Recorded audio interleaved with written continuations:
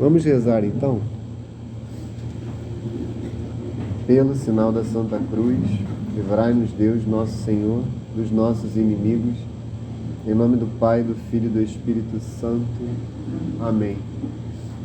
Creio em Deus Pai, Todo-Poderoso, Criador do céu e da terra, e em Jesus Cristo, seu único Filho, nosso Senhor, que foi concebido pelo poder do Espírito Santo, nasceu da Virgem Maria, padeceu sob Pôncio Pilatos, foi crucificado, morto e sepultado, desceu à mansão dos mortos, ressuscitou ao terceiro dia, subiu aos céus, está sentado à direita de Deus Pai Todo-Poderoso, donde há de vir a julgar os vivos e os mortos.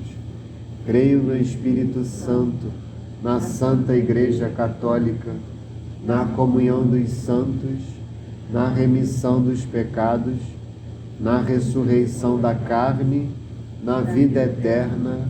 Amém. Pai nosso, que estais nos céus, santificado seja o vosso nome, venha a nós o vosso reino, seja feita a vossa vontade, assim na terra como no céu. O pão nosso de cada dia nos dai hoje, perdoai-nos as nossas ofensas, assim como nós perdoamos a quem nos tem ofendido. E não nos deixeis cair em tentação, mas livrai-nos do mal. Amém. Vinde, Espírito Santo, enchei os corações dos vossos fiéis e acendei neles o fogo do vosso amor. Enviai o vosso Espírito, e tudo será criado, e renovareis a face da terra. Oremos, ó Deus, que instruístes os corações dos vossos fiéis com a luz do Espírito Santo, fazei que apreciemos retamente todas as coisas, segundo o mesmo Espírito, e gozemos sempre da sua consolação. Por Cristo, Senhor nosso. Amém. Ave Maria, cheia de graça, o Senhor é convosco. Bendita sois vós entre as mulheres, bendito é o fruto do vosso ventre, Jesus. Santa Maria, Mãe de Deus, rogai por nós, pecadores, agora e na hora de nossa morte. Amém. Santo anjo do Senhor, meu zeloso guardador, se a ti me confiou a piedade divina, sempre me rege, me guarde, me governe, me ilumine. Amém. Glória ao Pai, ao Filho e ao Espírito Santo, assim como era no princípio, agora e sempre, por todos os séculos dos séculos. Amém. Nossa Senhora da Consolação e Correia, rogai por nós. São José, rogai por nós. Santo Agostinho, rogai por nós. Santa Mônica, rogai por nós. Santa Madalena de Nagasaki, rogai por nós. São Pio X, rogai por nós. Em nome do Pai, do Filho e do Espírito Santo. Amém.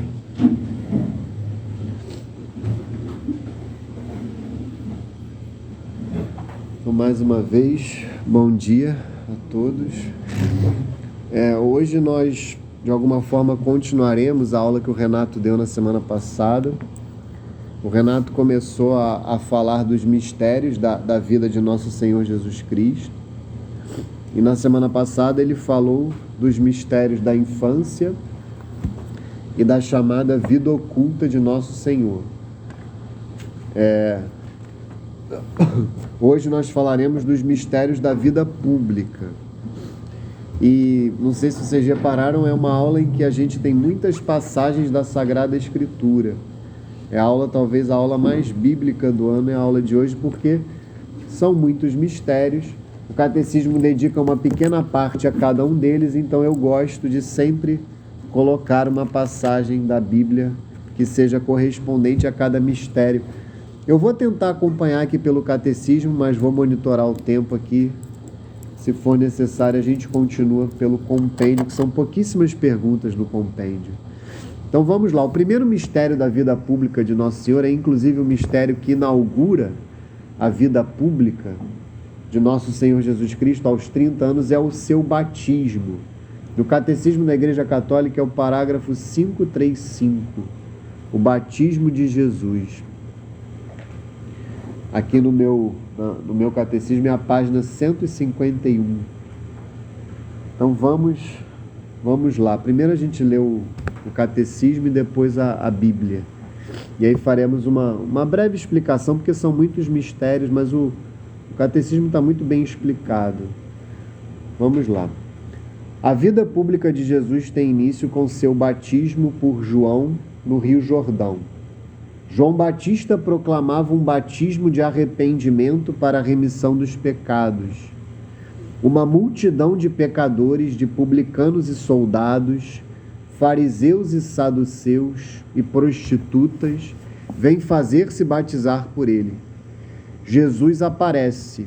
O Batista hesita, mas Jesus insiste. E ele recebe o batismo. Então o Espírito Santo, sob forma de pomba, vem sobre Jesus e a voz do céu proclama: Este é o meu Filho bem-amado. É a manifestação, epifania de Jesus como Messias de Israel e Filho de Deus. O batismo de Jesus é da parte dele a aceitação e a inauguração de sua missão de servo sofredor. Deixa-se contar entre os pecadores. É já o Cordeiro de Deus que tira o pecado do mundo. Antecipa já o batismo de sua morte sangrenta.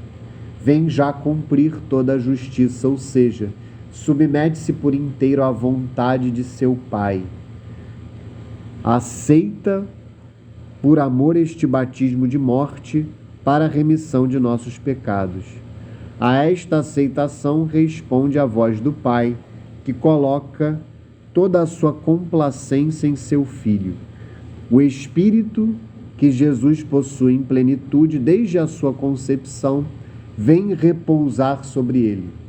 Jesus será a fonte do Espírito para toda a humanidade. No batismo de Jesus abriram-se os céus, que o pecado de Adão havia fechado, e as águas são santificadas pela descida de Jesus e do Espírito, prelúdio da nova criação. Pelo batismo, o cristão é sacramentalmente assimilado a Jesus, que antecipa em seu batismo a sua morte e a sua ressurreição. Deve entrar neste mistério de rebaixamento humilde e de arrependimento, descer a água com Jesus para subir novamente com ele, renascer da água e do Espírito para tornar-se no Filho, Filho bem-amado do Pai, e viver em uma vida nova. E aí tem duas citações aqui de dois padres da Igreja, a primeira de São Gregório Nazianzeno: sepultemo-nos com Cristo pelo batismo para ressuscitar com Ele. Desçamos com Ele para ser elevados com Ele. Subamos novamente com Ele para ser glorificados dele. E a segunda é de Santo Hilário de Poitiers: tudo o que aconteceu com Cristo dá-nos a conhecer que depois da imersão na água, o Espírito Santo voa sobre nós do alto do céu e que, adotados pela voz do Pai, nos tornamos filhos de Deus. Então vamos ler aqui esta passagem do batismo. Eu vou dar preferência para o Evangelho de São Marcos, porque a gente está no ano litúrgico B, no qual nós lemos o Evangelho de São Marcos. Mas em algumas passagens o Evangelho de São Marcos ele é muito sucinto. Então essa primeira eu vou ler no Evangelho de São Mateus. Mateus capítulo 3, versículos 13 a 17.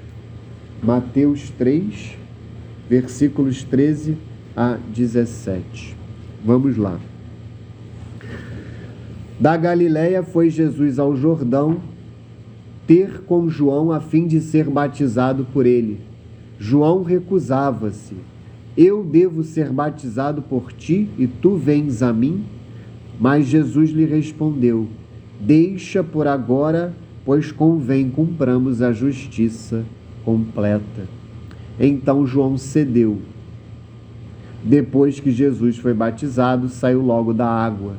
Eis que os céus se abriram e viu descer sobre ele em forma de pomba o Espírito de Deus. E do céu baixou uma voz: Eis meu filho muito amado, em quem ponho minha afeição. Então vejam que o catecismo está muito rico nessa passagem do batismo. Vocês vejam que é uma passagem bem curta, mas que tem de fato muitos significados. É uma passagem belíssima. São Lucas dirá que Nosso Senhor tinha por volta de 30 anos nesse momento, e ele também dirá, São Lucas, que Nosso Senhor rezava enquanto foi batizado, enquanto era batizado. São Lucas é o evangelista que mais coloca Nosso Senhor como um orante, como um homem que reza, e principalmente nos momentos especiais da sua vida.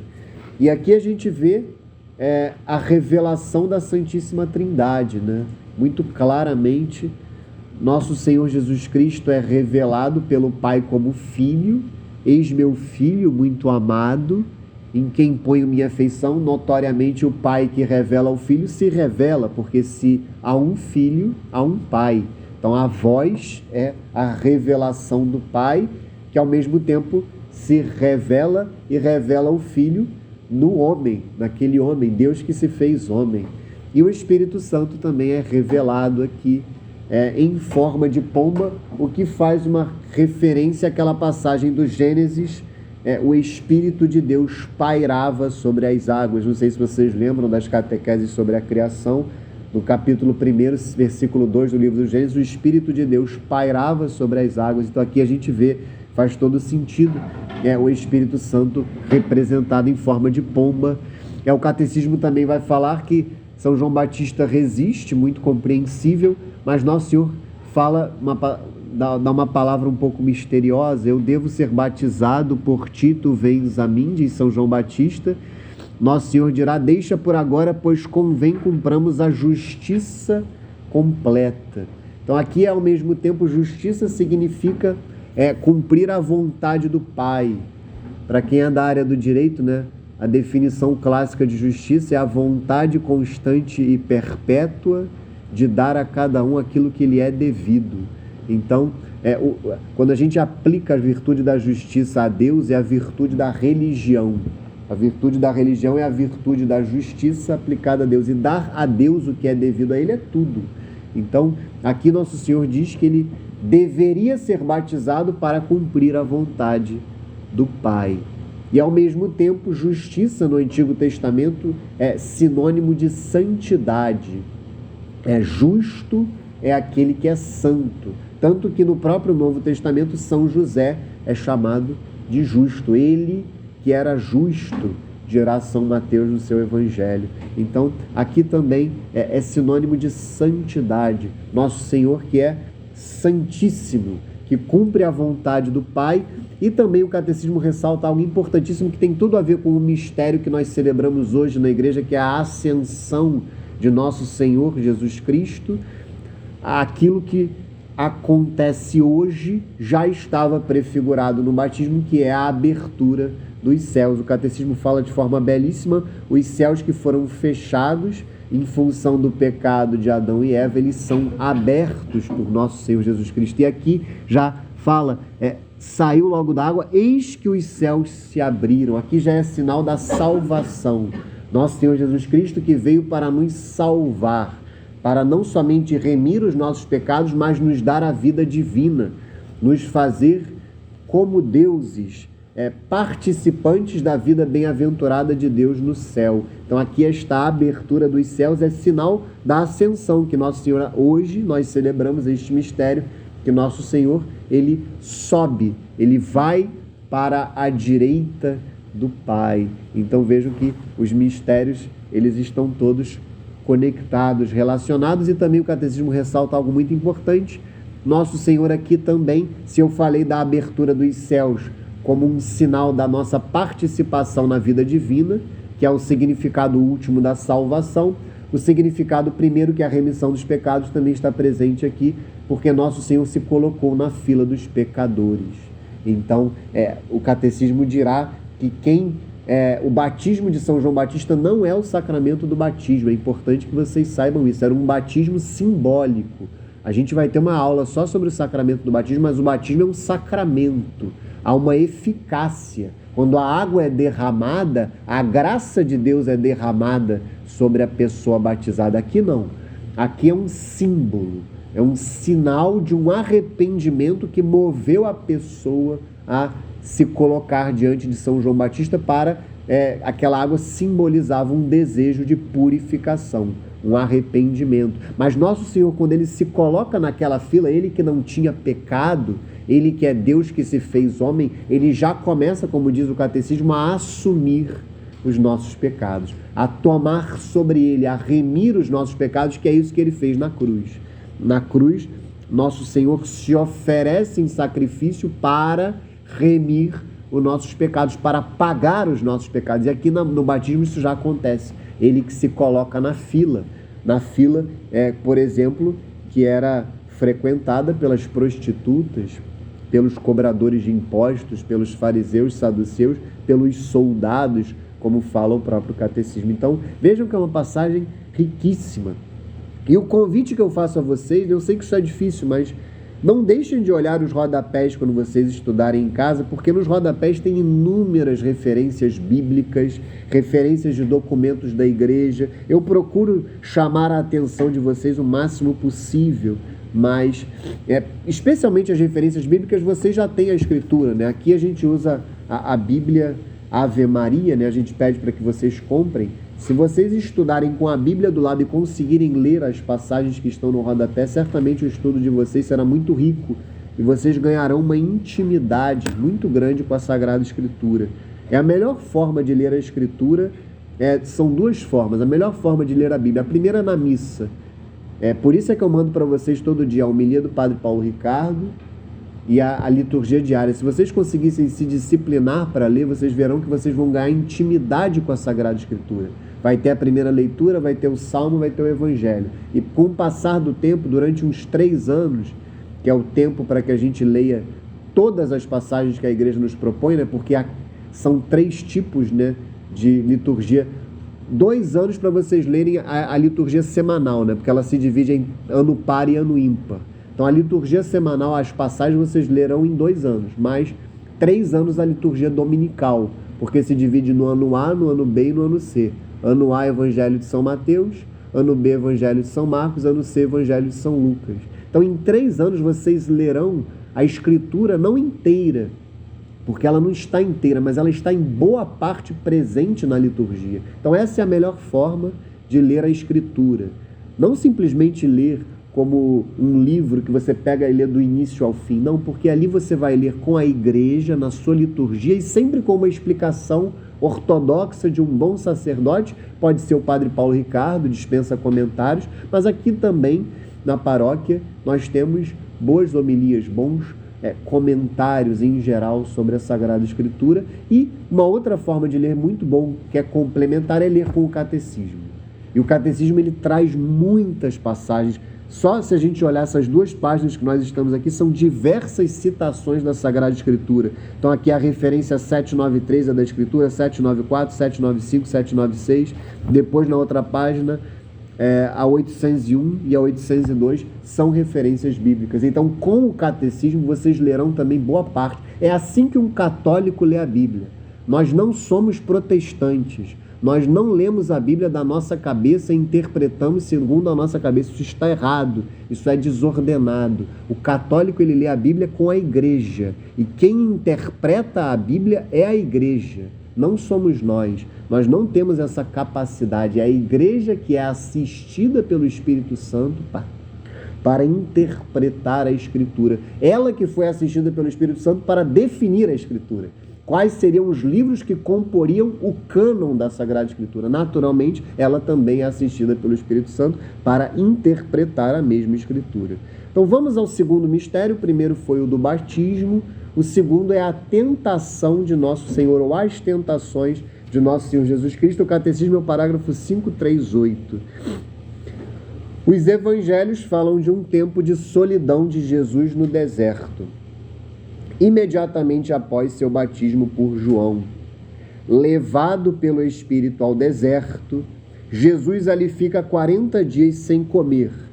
Vive com os animais selvagens e os anjos o servem. No final dessa permanência, Satanás o tenta por 3 vezes, procurando questionar sua atitude filial para com Deus. Jesus rechaça esses ataques que recapitulam as tentações de Adão no paraíso e de Israel no deserto, e o diabo afasta-se dele até o tempo oportuno. Os evangelistas assinalam o sentido salvífico desse acontecimento misterioso. Jesus é o novo Adão que ficou fiel, onde o primeiro sucumbiu à tentação. Jesus cumpre à perfeição a vocação de Israel, contrariamente aos que provocaram outrora a Deus durante 40 anos no deserto. Cristo se revela como o servo de Deus, totalmente obediente à vontade divina. Nisso, Jesus é vencedor do diabo. Ele amarrou o homem forte para retomar-lhe a presa. A vitória de Jesus sobre o tentador no deserto antecipa a vitória da paixão, obediência suprema de seu amor filial ao Pai. A tentação de Jesus manifesta a maneira que o Filho de Deus tem de ser Messias, o oposto da que lhe propõe Satanás e que os homens desejam atribuir-lhe. É por isso que Cristo venceu o tentador por nós, pois não temos um sumo sacerdote incapaz de compadecer-se de nossas fraquezas, pois ele mesmo foi provado em tudo como nós, com exceção do pecado. A Igreja se une a cada ano, mediante os 40 dias da grande quaresma, ao mistério de Jesus no deserto. Então vamos no próprio Evangelho de São Mateus, porque também no Evangelho de São Marcos essa passagem está muito resumida. Mateus capítulo 4, versículos de 1 a 11, nós leremos esta passagem das tentações de nosso Senhor Jesus Cristo no deserto. Vejam que ela é subsequente, imediatamente subsequente à passagem do batismo. Em seguida, Jesus foi conduzido pelo Espírito ao deserto para ser tentado pelo demônio. Jejuou 40 dias e 40 noites, depois teve fome. O tentador aproximou-se dele e lhe disse: Se és filho de Deus, ordena que estas pedras se tornem pães. Jesus respondeu: Está escrito, não só de pão vive o homem, mas de toda a palavra que procede da boca de Deus. O demônio transportou-o à cidade santa, colocou-o no ponto mais alto do templo e disse-lhe: Se és filho de Deus, lança-te abaixo, pois está escrito, ele deu a seus anjos ordens a teu respeito. Eles te protegerão com as mãos com cuidado, para não machucares o teu pé em alguma pedra. Disse-lhe Jesus: Também está escrito, não tentarás o Senhor teu Deus.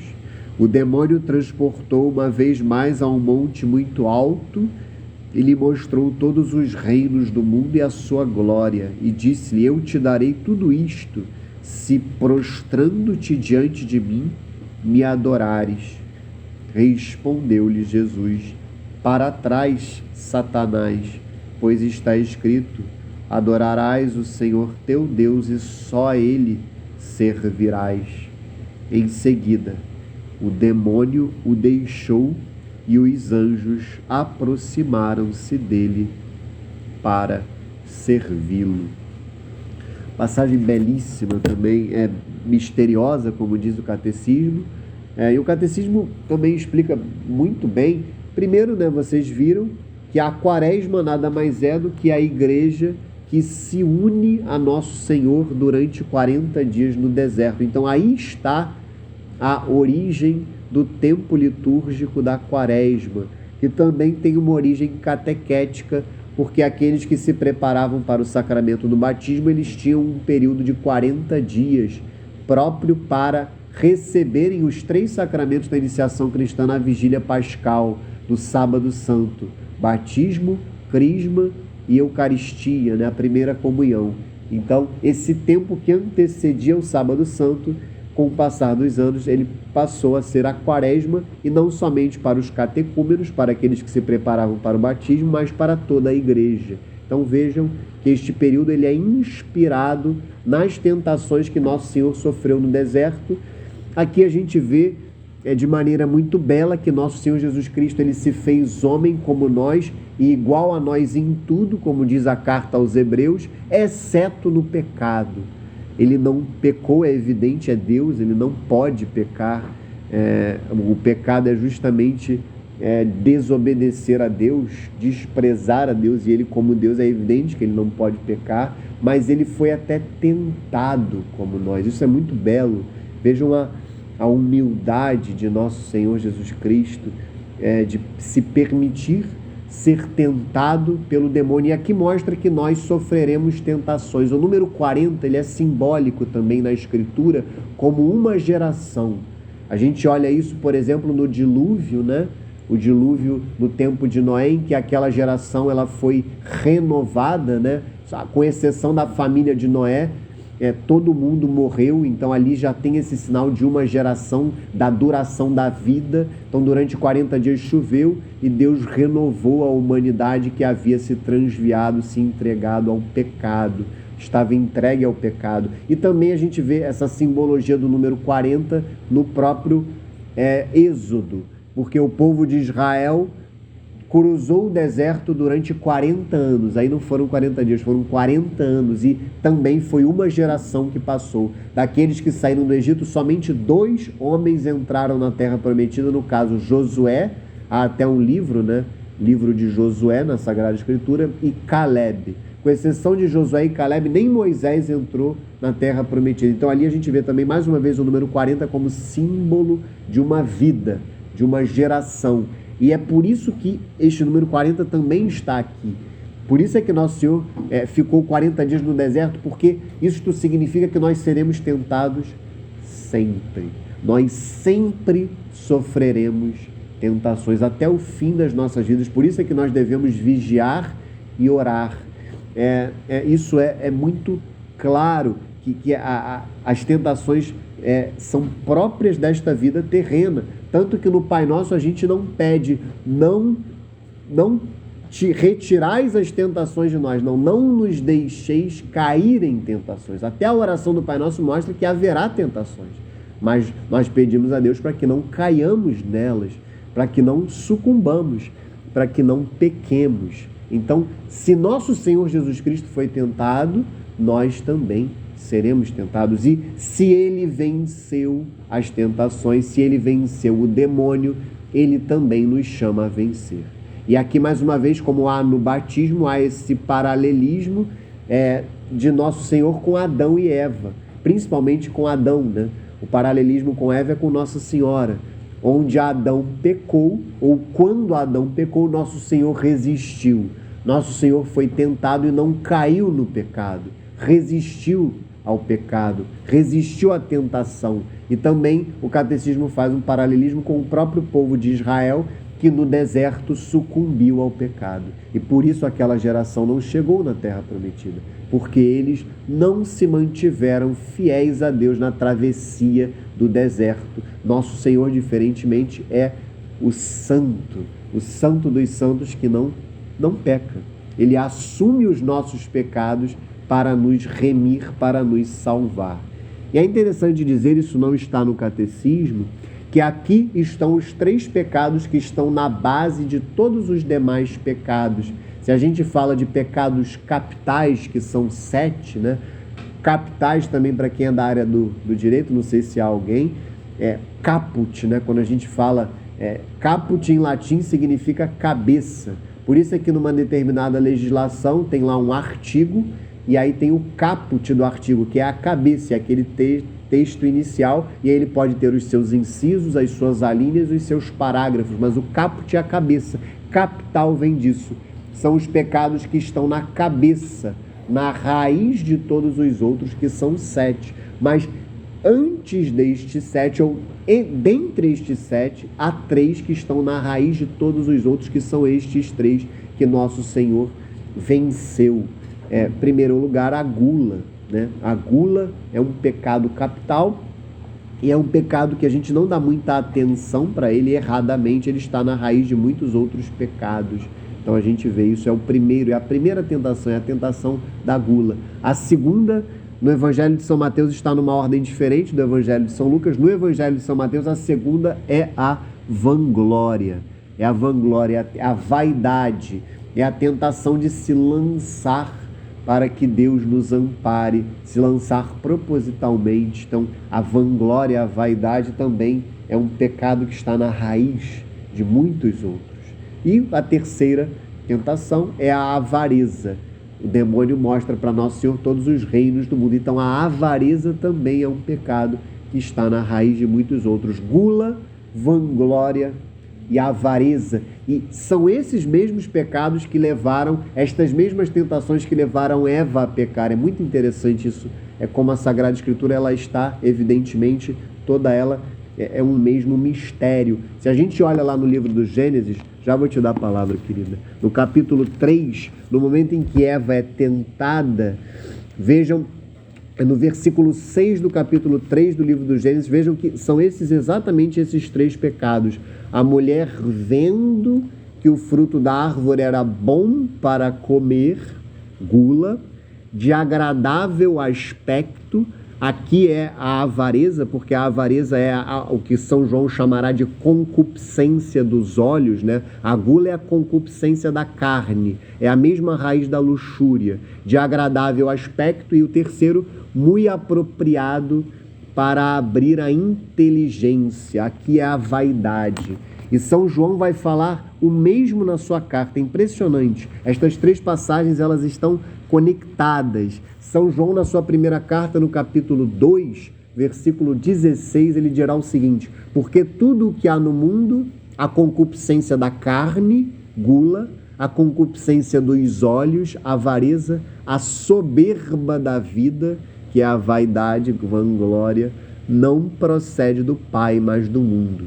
O mundo passa com as suas concupiscências, mas quem cumpre a vontade de Deus permanece eternamente. Então eu só falo isso porque o Padre Paulo aprofunda muito esse assunto num curso que ele tem, que é o chamado curso da terapia das doenças espirituais. Quem quiser, tiver interesse, está lá no site, ele vai aprofundar os pecados capitais como as doenças espirituais, e estas 3 estão na raiz de todas as outras. E só antes de eu dar a palavra para Maria Luísa, vejam aqui aquilo que eu falei antes. Aqui está o mal do protestantismo na própria Sagrada Escritura. O demônio cita a Bíblia para Nosso Senhor. Eu não sei se vocês responderam, se vocês repararam que Nosso Senhor venceu as 3 tentações com a palavra de Deus. Vejam que beleza, como ler e meditar diariamente a palavra de Deus nos fortalece na luta contra o pecado. Ele resiste às tentações com 3 passagens do livro do Deuteronômio, com 3 citações. Primeiro, está escrito: não só de pão vive o homem, mas de toda a palavra que procede da boca de Deus, e assim ele vence a gula. Em segundo lugar, também está escrito: não tentarás o Senhor teu Deus, e aí ele vence a vaidade. E para vencer a avareza, para trás Satanás, vade retro, né? Aqui vem aquela palavra em latim, vade retro Satanás, para trás Satanás, pois está escrito: adorarás o Senhor teu Deus e só a ele servirás. E aí ele vence a avareza. Mas vejam que o demônio cita o Salmo 90, que é aquele salmo belíssimo, que fala que Deus nos protege, que Deus nos ampara. E aqui mostra como o fato de eu ler a Bíblia, o fato de eu citar a Escritura, não garante que eu faça a vontade de Deus. Se eu faço isso fora da igreja, da minha própria cabeça, pode ser muito bem o demônio a me conduzir. Então tenham muita atenção. Eu gosto sempre de dar o exemplo do falecido, que Deus o tenha, mas a gente tem que confiar na salvação das pessoas e rezar por elas. Mas um homem que viveu numa situação muito difícil, muito ruim, o Mr. Catra, ele usava a Bíblia para fundamentar o fato dele ter 9 mulheres. Ele citava Davi, que de fato tinha mais de uma mulher, ele citava Jacó, os patriarcas do Antigo Testamento que de fato tinham mais de uma mulher. Mas a igreja nos ensina que Deus permitiu a poligamia durante um tempo porque o homem ainda estava sendo educado a respeito da lei divina inicial sobre o matrimônio. Tanto que nosso Senhor no Evangelho dirá, no princípio não era assim. Moisés, durante um tempo, também permitiu o repúdio da mulher, o divórcio. E hoje a igreja não permite o divórcio. Hoje a igreja não permite a poligamia. Então vejam como ler a Escritura fora da igreja é muitas vezes um perigo para a própria alma. O exemplo do Mr. Catra é um exemplo extremo, mas é bom que o extremo nos mostre os riscos que há nessa atitude equivocada do protestantismo, que muitas vezes está dentro da igreja. Esse é o ponto. Esse é o ponto. O protestantismo não está só lá fora. Ele impregna a igreja com a sua mentalidade herética e a gente tem que estar atento para isso. Fala, querida. Você respondeu já. Já respondi. Então, o Espírito Santo está conduzindo. Vamos em frente, então, que agora a gente vai falar do reino de Deus. E aí, o catecismo, de forma muito bela, ele fala de vários pontos sobre o reino de Deus. O primeiro deles eu vou ler, os dois primeiros eu vou ler de uma vez só, porque é uma só passagem da Escritura. Então o reino de Deus está bem próximo e o anúncio do reino de Deus. Vamos lá. Parágrafo 541. O reino de Deus está bem próximo. Depois que João foi preso, Jesus veio para a Galileia proclamando nestes termos o Evangelho de Deus.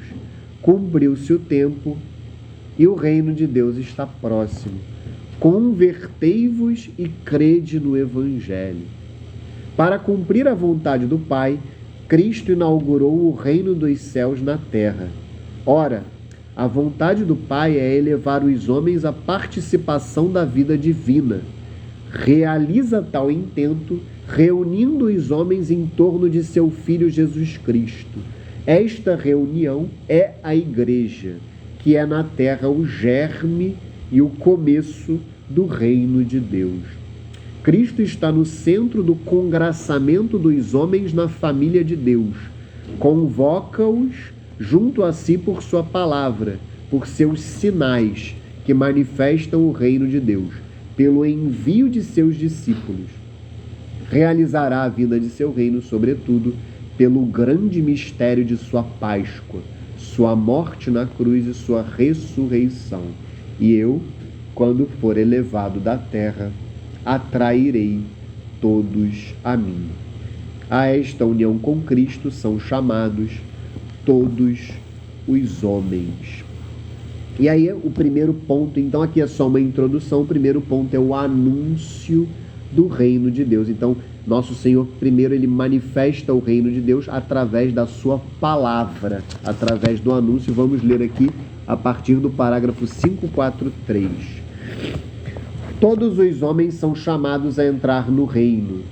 Anunciado primeiro aos filhos de Israel, este reino messiânico está destinado a acolher os homens de todas as nações. Para ter acesso a ele, é preciso acolher a palavra de Jesus, pois a palavra do Senhor é comparada à semente semeada no campo. Os que a ouvem com fé e são contados no número da pequena grei de Cristo receberam o próprio reino.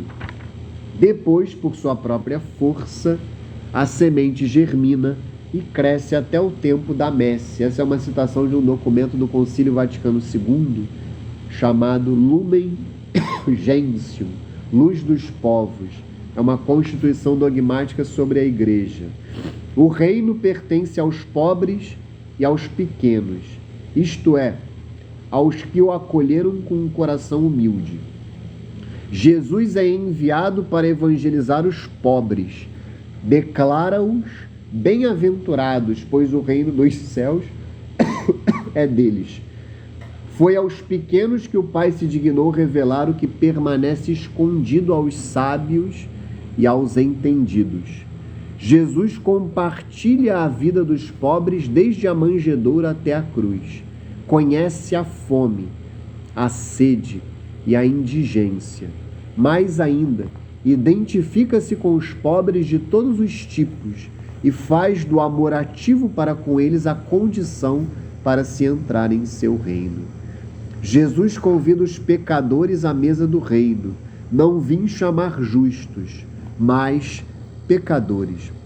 Convida-os à conversão, sem a qual não se pode entrar no reino, mas mostrando-lhes com palavras e atos a misericórdia sem limites do Pai por eles e a imensa alegria no céu por um único pecador que se arrepende. A prova suprema deste amor será o sacrifício de sua própria vida em remissão dos pecados. Jesus convida a entrar no reino por meio das parábolas, traço típico de seu ensinamento. Por elas convida ao festim do reino, mas exige também uma opção radical. Para adquirir o reino é preciso dar tudo. As palavras não bastam, são necessários atos. As parábolas são como espelhos para o homem. Este acolhe a palavra como um solo duro ou como uma terra boa? Que faz ele dos talentos recebidos? Jesus e a presença do reino neste mundo estão secretamente no coração das parábolas. É preciso entrar no reino, isto é, tornar-se discípulos de Cristo, para conhecer os mistérios do reino dos céus. Para os que ficam de fora, tudo permanece enigmático.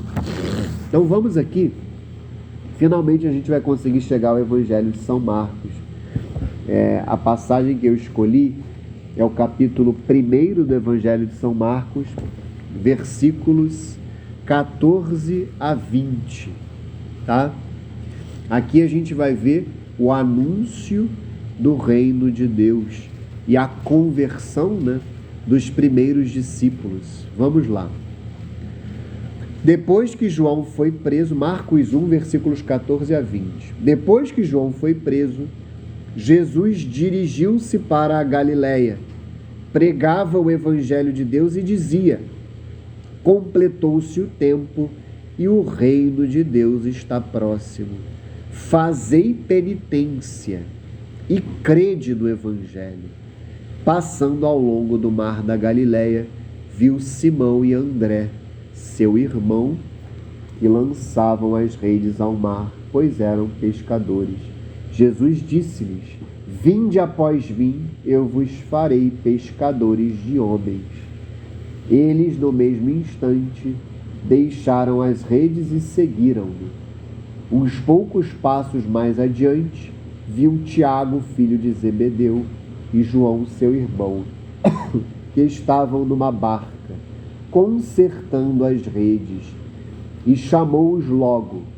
Eles deixaram na barca seu pai Zebedeu com os empregados e o seguiram. Então aqui é só um exemplo de uma passagem de muitas que nós poderíamos colocar aqui para falar deste mistério. Então vejam que o reino de Deus, nós poderíamos chamar de Santa Igreja Católica. O catecismo é muito claro quando ele fala que o reino de Deus se realiza tal intento, lá no parágrafo 5.4.1, realiza tal intento reunindo os homens em torno de seu Filho Jesus Cristo. Esta reunião é a igreja, que é na terra o germe e o começo do reino de Deus. É o germe e o começo porque é evidente que o reino de Deus se completará no céu, na vida eterna com Deus no céu, especialmente no final dos tempos, depois da segunda vinda de nosso Senhor Jesus Cristo, naquilo que nós chamamos de parousia. Então vejam que o reino de Deus na terra é a Santa Igreja Católica. E aqui está muito claro que nosso Senhor, ele quer elevar os homens à participação da vida divina e que ele chama todos os homens a entrarem no seu reino. Todos os homens são chamados a serem católicos, fiéis católicos e ingressarem ou perseverarem na Santa Igreja Católica. Isso vocês precisam ter muito claro. A igreja, como está escrito no parágrafo 5.4.2, ela é a família de Deus. Não há um homem sequer que não seja chamado a ser um fiel católico. Essa clareza vocês precisam ter. Se vocês conhecem uma pessoa que não é católica, ela está no erro, ela está fora da vontade de Deus para a vida dela. E o que vocês devem desejar para ela em primeiríssimo lugar é que ela se converta e seja católica. Não há nada mais importante para ela. Da mesma forma que não há nada mais importante para vocês do que permanecerem católicos, permanecerem na Santa Igreja. É o que está lá no 5:4:3, bem no início: todos os homens são chamados a entrar no reino. Se a gente lê este parágrafo com o 5:4:1, que fala que o reino é esta reunião, é a igreja, então é evidente, todos os homens são chamados a entrar na igreja. E aqui fala muito claramente que Nosso Senhor, ele anuncia em primeiro lugar aos judeus do Antigo Testamento, que não tem absolutamente nada a ver com os judeus de hoje, entendam isso. Os judeus de hoje eles estão no erro. Os judeus do Antigo Testamento são os católicos. O povo escolhido é a Santa Igreja Católica. Os judeus deveriam ter integralmente se convertido ao catolicismo. Muitos se converteram, mas infelizmente outros não, e perseveram no erro a partir de então. Até o momento em que Nosso Senhor se revela como Deus que se fez homem, os judeus eram um povo escolhido. Mas como ele se revela e eles não o acolhem, eles não creem nele, é evidente, eles saem da situação de povo escolhido e passam a uma situação de erro gravíssimo contra a revelação, porque não creem no próprio Deus que se fez homem para salvá-los. Mas não só os judeus recebem o anúncio, está escrito aqui: todas as nações. O que significa isso? Nações é gentios também. Por isso é que vem o nome do documento Lumen Gentium, luz dos povos, luz das nações. Gentios era um termo utilizado para aqueles que eram estrangeiros, para aqueles que faziam parte das gentes. E no caso aqui são os pagãos. Naquela época, gentios eram aqueles que não eram judeus. Todas as nações, então, recebem o anúncio. E a gente vê isso de forma muito clara, por exemplo, nos 3 Reis Magos. Além de inúmeras outras passagens da Escritura, como a passagem da Cananeia, aqueles romanos que também não eram judeus e se convertem. Então, ali a gente vê sinais de que o anúncio é para todos. Naquele momento, judeus e pagãos. E todos são chamados a acolher a palavra de nosso Senhor Jesus Cristo.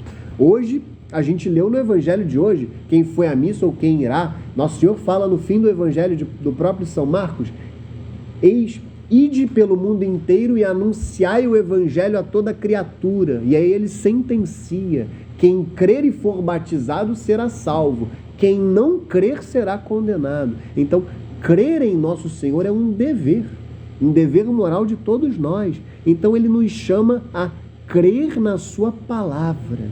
E aqui ele vai falar dos pobres. Já vou te dar a palavra. Aqui ele vai falar dos pobres, que nós devemos ser pobres. E esse é um chamado para todos nós, mesmo para aqueles que não são pobres materialmente. Entendam isso. A pobreza a qual nós somos chamados, todos nós, é a pobreza em espírito. Nós somos chamados a ser pobres espiritualmente, a sermos humildes, a entregarmos as nossas vidas nas mãos de nosso Senhor, a acolhermos humildemente a sua palavra. E ao mesmo tempo, nós somos chamados a sermos pobres, mas a nos compadecermos daqueles que são pobres e enxergarmos Cristo neles. E aqui, gente, entendam, é pobre num sentido duplo.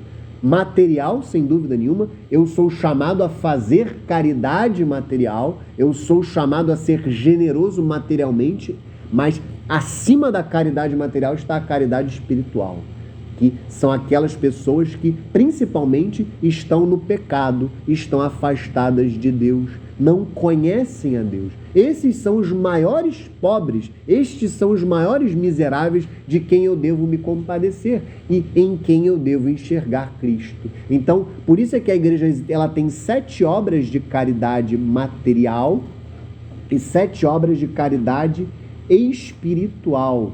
É fundamental que conheçamos.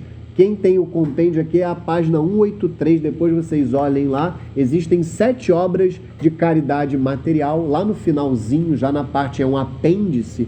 7 obras de caridade material, 7 obras de caridade espiritual. É fundamental que a gente ordene a nossa vida de amor ao próximo a partir destas 14 obras. E aqui, mais uma vez, a gente vê o erro do protestantismo. Não basta palavras, são necessários os atos. O protestantismo trouxe um princípio erradíssimo que é a sola fide, ou seja, basta eu ter fé que eu estou salvo. Por isso é que eles insistem tanto no creia, e eles erram, porque a própria Sagrada Escritura diz na carta de São Tiago, a fé sem obras está morta em si mesma.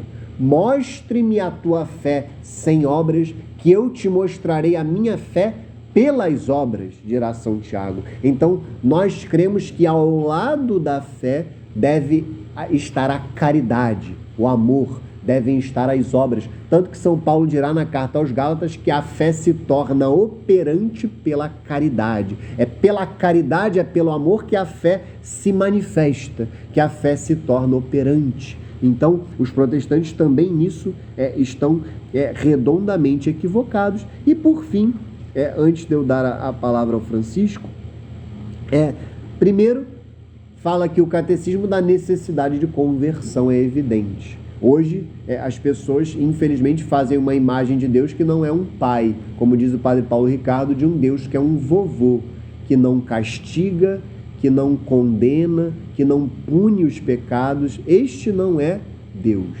Deus, ele é misericordioso, mas ele é justo. Muitas pessoas hoje caem no erro de não crer no inferno, ou no erro igualmente dramático de achar que o inferno está vazio. Isso é contra a doutrina da igreja, isto é anticatólico. Deus não é um vovô, Deus é um pai. Ele é misericordioso, ele chama os pecadores, mas chama-os à conversão, chama-os à mudança de vida, que eles abandonem os seus pecados e se convertam. E isso é um chamado que ele faz a cada um de nós, porque todos nós somos pecadores. Eu não devo olhar para este chamado como se fosse para um terceiro, não. Em primeiro lugar, eu tenho que sentir que é um chamado para mim. Eu sou um pecador, eu sou um miserável, eu preciso me converter a cada dia. Então esse é o chamado de Deus para nós. E por fim, o catecismo vai falar das parábolas, que de fato elas ocupam um lugar à parte nos evangelhos, especialmente nos sinóticos, as parábolas que nosso Senhor Jesus Cristo conta, e elas de fato são divinas, porque através de realidades cotidianas, através de realidades simples, próprias inclusive daquele povo, do povo da época, mas também do povo de hoje, do povo simples de hoje, nosso Senhor, ele revelava as verdades mais profundas sobre o céu, sobre a terra, sobre Deus, sobre o homem. Vejam que maravilha que são as parábolas. Nosso Senhor, ele conseguia anunciar o reino de Deus, anunciar os mistérios da fé a partir de realidades pastoris, cotidianas, muitas vezes familiares. Então as parábolas, de fato, elas são importantíssimas. E é fundamental também que conheçamos as parábolas. Pensarmos, por exemplo, na parábola do filho pródigo, a partir de uma realidade familiar, a partir de um filho que rejeita o seu pai e se entrega a uma vida de pecado e cai numa pobreza material. Como não ver a beleza que há nisso? Como a gente consegue entender que Deus, ele é misericordioso, ele é um pai que espera o nosso retorno, que nos ama, e ao mesmo tempo que, quando nós nos afastamos dele, nós vamos de mal a pior, até o ponto em que nós nos deliciamos com a comida dos porcos. E é isso que fazem as pessoas aí fora, que acham que estão bem. Estas pessoas que muitas vezes têm dinheiro, têm poder, mas vivem afastadas de Deus, ou mesmo que estejam na pobreza, não importa. Se estão afastadas de Deus, estão mal.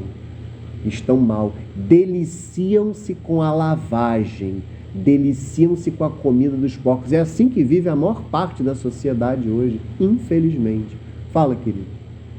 Um pouco à frente, a gente vai ver alguma coisa sobre Jerusalém, eu acho. Vai. E hoje a gente tem os atuais judeus, né? Você falou um pouco sobre o judaísmo aí. Sim. Então eu posso confirmar, eu posso afirmar, ou tirar essa dúvida que os atuais judeus não são dignos da atual Canaã? Seria isso? Sem dúvida. É um tema polêmico, mas sem dúvida. A criação do Estado de Israel é uma aberração, sem dúvida nenhuma. É errado. Foi uma invenção da ONU e isso erradíssimo. A terra de Canaã pertence a nós, na realidade. Pertence aos católicos. Por isso é que existiram as cruzadas, né? Os católicos foram para lá para resgatar, naquela época, dos muçulmanos, não dos judeus, né? Mas, sem dúvida, aquela terra pertence aos fiéis católicos. É a terra que nosso Senhor Jesus Cristo viveu. E é triste a gente ver que hoje, ela até, graças a Deus, hoje a gente tem uma situação melhor, porque nós conseguimos ir para lá, peregrinar, os lugares santos estão resguardados, não só nas mãos dos católicos, mas também dos ortodoxos. Então, isso é muito bom. Em cada lugar santo há uma igreja que foi construída. Então, por exemplo, onde Nosso Senhor nasceu, em Belém. Então, em inúmeros lugares há uma igreja e é possível peregrinar para lá. Então, é uma situação muito melhor da situação lá do tempo das cruzadas, em que a terra estava entregue nas mãos dos muçulmanos e os católicos tiveram que ir para lá para guerrear mesmo, para recuperar as terras. Hoje está melhor, mas sem dúvida nenhuma é desordenado. Você tem toda a razão. A criação do Estado de Israel é uma realidade errada e desordenada. A própria ONU é uma tragédia. A ONU hoje é uma das maiores promotoras do aborto, da ideologia de gênero. A gente tem que estar muito atento a isso, porque hoje há toda uma tentação de globalismo, de mundialismo, de supressão das soberanias nacionais, e é assim que os maiores erros são promovidos no mundo hoje. Existem diversas organizações internacionais, quem quiser se aprofundar nisso, é um tema bem complexo, esse tema do globalismo, né? Inúmeras organizações internacionais que querem semear todos esses erros pelo mundo afora, principalmente o aborto. Não é à toa que a gente veja que na mesma semana o aborto é descriminalizado na Argentina e na Coreia do Sul. E no Brasil esta ameaça sempre paira sobre nós. Isso não é uma coincidência. Existe muita gente má que serve de fato ao demônio que quer fazer isso. E isso vem muito pela própria ONU, pela própria Organização das Nações Unidas. Então você está corretíssimo. É um tema bem polêmico, a gente corre o risco até de ser preso, mas a criação do Estado de Israel é um erro. Você tem toda a razão, tá? Vamos continuar. As chaves... os sinais do reino de Deus. Aqui a gente vai entrar nos milagres. Então a gente falou de Nosso Senhor que revela o reino a partir da sua palavra. Mas é muito belo, porque uma das maiores atestações de que a verdade está na fé católica e de que Nosso Senhor é Deus são os milagres, que Nosso Senhor realizou em profusão. Então vamos ver o que o catecismo explica a respeito dos milagres e depois a gente chega na Sagrada Escritura. Eu escolhi um milagre para ler para vocês. Se vocês estiverem com calor, tá, gente? Tem um ar aqui a ser ligado, tá? É só vocês se organizarem naquela velha guerra entre os homens e as mulheres, que é fruto do pecado original, como a gente já viu. Mas se vocês quiserem ligar esse ar daqui, fiquem à vontade. Os sinais do reino de Deus é o parágrafo 547. Jesus acompanha suas palavras com numerosos milagres, prodígios e sinais que manifestam que o reino está presente nele, atestam que Jesus é o Messias anunciado. Os sinais operados por Jesus testemunham que o Pai o enviou, convidam a crer nele. Aos que a ele se dirigem com fé, concede o que pedem. Assim, os milagres fortificam a fé naquele que realiza as obras de seu Pai. Testemunham que ele é o Filho de Deus. Eles podem também ser ocasião de escândalo. Não se destinam a satisfazer a curiosidade e os desejos mágicos. Apesar de seus milagres tão evidentes, Jesus é rejeitado por alguns. Acusam-no até de agir por intermédio dos demônios. Ao libertar certas pessoas dos males terrestres, da fome, da injustiça, da doença e da morte, Jesus operou sinais messiânicos. Não veio, no entanto, para abolir todos os males da terra, mas para libertar os homens da mais grave das escravidões, a do pecado, que os entrava em sua vocação de filhos de Deus e causa todas as suas escravidões humanas. O advento do reino de Deus é a derrota do reino de Satanás. Se é pelo Espírito de Deus que eu expulso os demônios, então o reino de Deus já chegou a vós.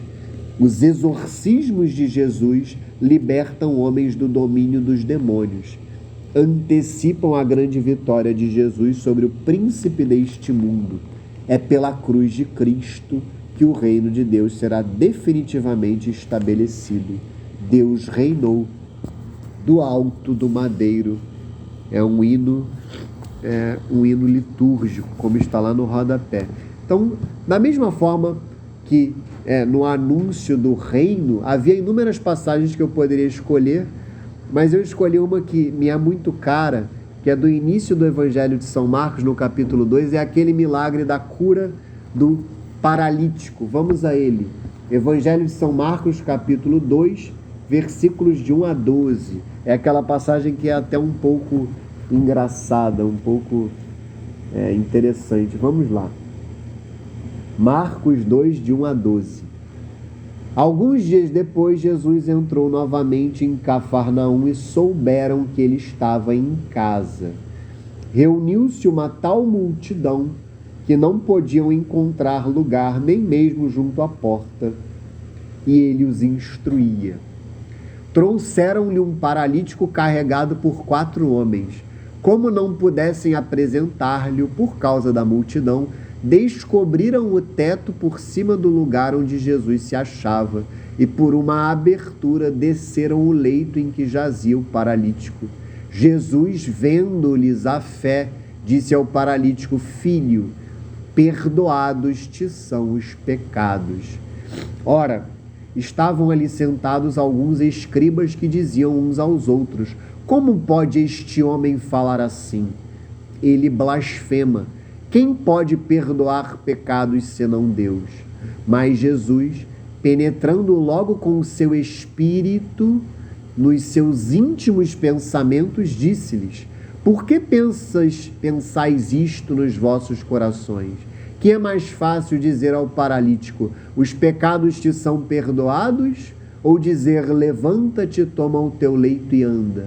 Ora, para que conheçais o poder concedido ao Filho do Homem sobre a terra, disse ao paralítico: eu te ordeno, levanta-te, toma o teu leito e vai para casa. No mesmo instante, ele se levantou e, tomando o leito, foi-se embora à vista de todos. A multidão inteira encheu-se de profunda admiração e puseram-se a louvar a Deus, dizendo: nunca vimos coisa semelhante. Essa passagem é espetacular. Dá para ficar uma semana aqui. Primeiro, o último versículo, nunca vimos coisa semelhante. É isso, aquilo que eu dizia antes. Não há outra religião verdadeira que não a católica. Nunca vimos coisa semelhante. Não há. A única religião, a palavra é a católica, é a santa e divina religião. As outras são falsas religiões, porque nosso Senhor Jesus Cristo é Deus que se fez homem, e o único Deus verdadeiro é o Deus unitrino. Então fiquem com essa palavra cravada no coração de vocês: nunca vimos coisa semelhante. Os milagres de nosso Senhor são sinais da sua divindade. Isso é tão belo que ele continuou a fazer milagres na história através dos seus santos. Vejam que maravilha! Nós acabamos de celebrar Nossa Senhora de Fátima na última quinta-feira, no dia 13.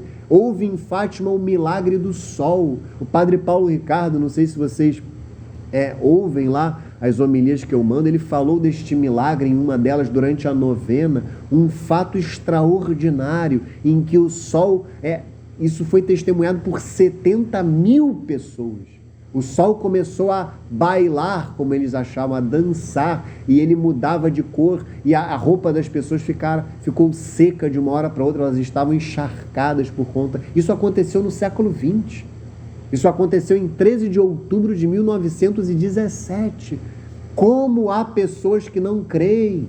Nós olhamos a vida, por exemplo, no mesmo século XX, de São Pio de Pietrelcina, um santo italiano, um frade capuchinho, um padre que teve o primeiro padre talvez na história, porque há uma dúvida se São Paulo teve as chagas ou não, mas talvez o primeiro sacerdote na história que teve as chagas de Nosso Senhor. Muitos santos tiveram, mas não eram sacerdotes. Então talvez o primeiro, São Pio, que fazia milagres diariamente. Então a gente vê que Nosso Senhor, ele continua a se revelar como Deus nos seus santos e na vida dos seus santos, através dos seus milagres.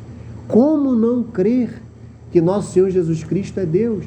Como não crer? Como não se tornar católico diante desta profusão de fatos históricos, tá, gente? Fujam dessas teologias, pseudo-teologias modernistas que relativizam os milagres de Nosso Senhor, que falam que a multiplicação dos pães foram uma partilha, que aquilo ali não foi uma multiplicação. Aqui eles dirão que Nosso Senhor aqui libertou esse homem da paralisia, da marginalização da sociedade. Isso é ridículo. Os milagres de Nosso Senhor, eles têm sim um significado profundo, eles têm sim um significado maior, mas eles são fatos históricos. Os milagres de Nosso Senhor Jesus Cristo são fatos históricos. Vocês precisam entender isto. Isto tem que estar muito claro para vocês. E aqui a gente vê qual é o significado profundo deste milagre. Vamos a ele. Primeiro, qual é a casa, só para efeito de curiosidade, boa curiosidade.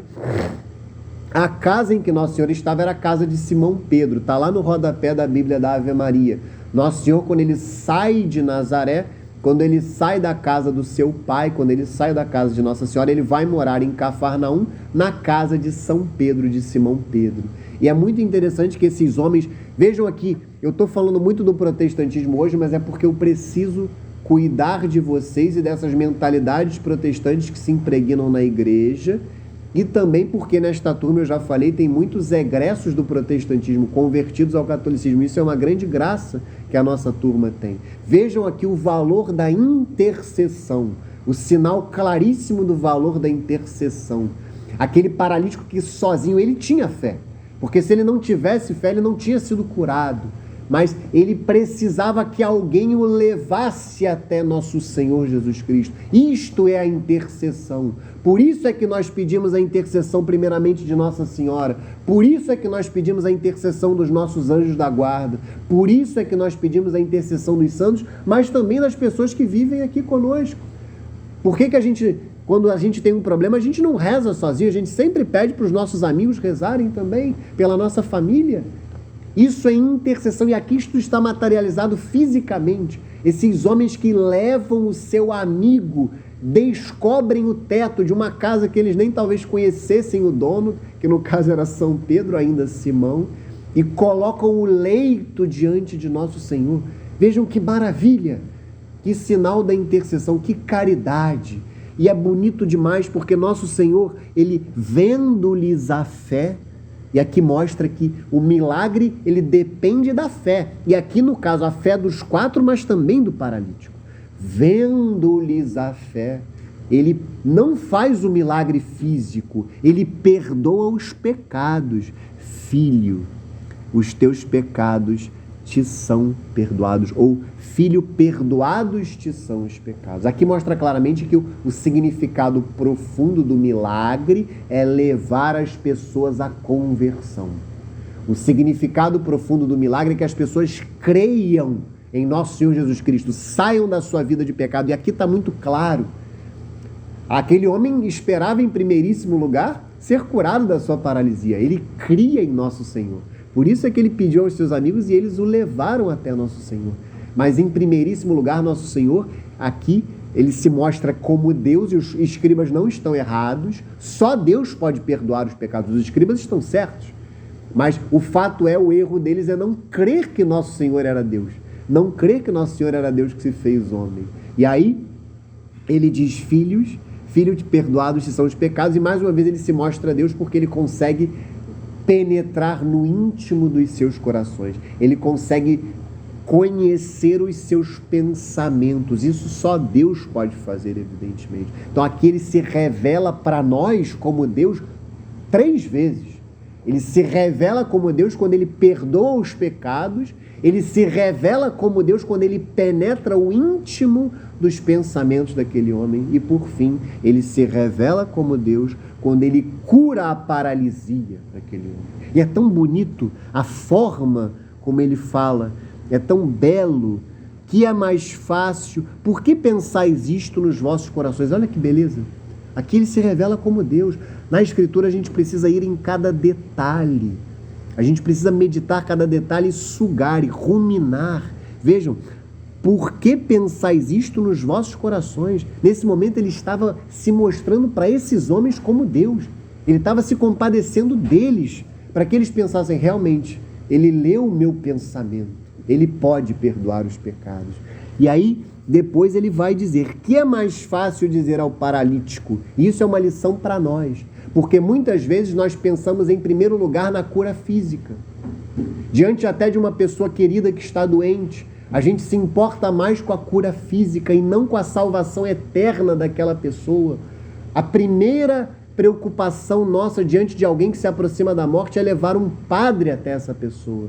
Não é nem o médico, é o padre. O médico é para o médico ajudar a ter tempo para o padre chegar. E claro, a gente vai cuidar da saúde, mas a primeira preocupação é a salvação eterna. E aqui está muito claro.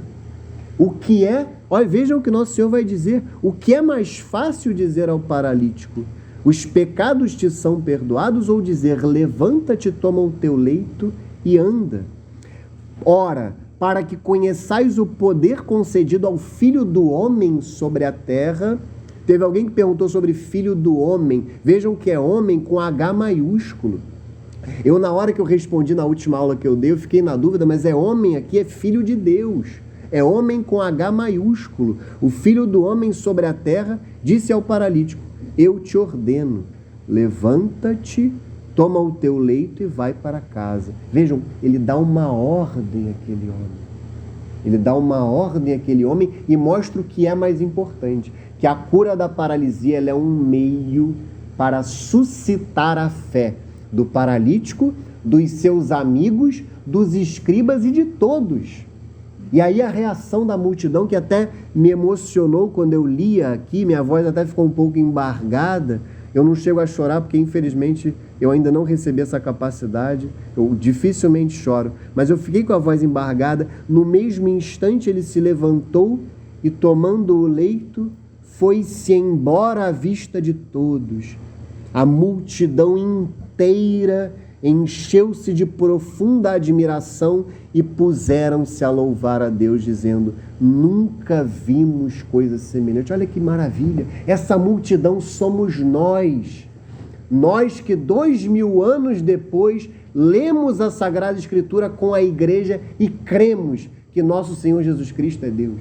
Nós somos essa multidão que é chamada a crer em nosso Senhor e a proclamar e a louvar a Deus. Olha que maravilha, o milagre que nos leva a crer e nos leva a louvar a Deus, nos leva a viver para Deus. E essa conclusão que é uma conclusão até racional.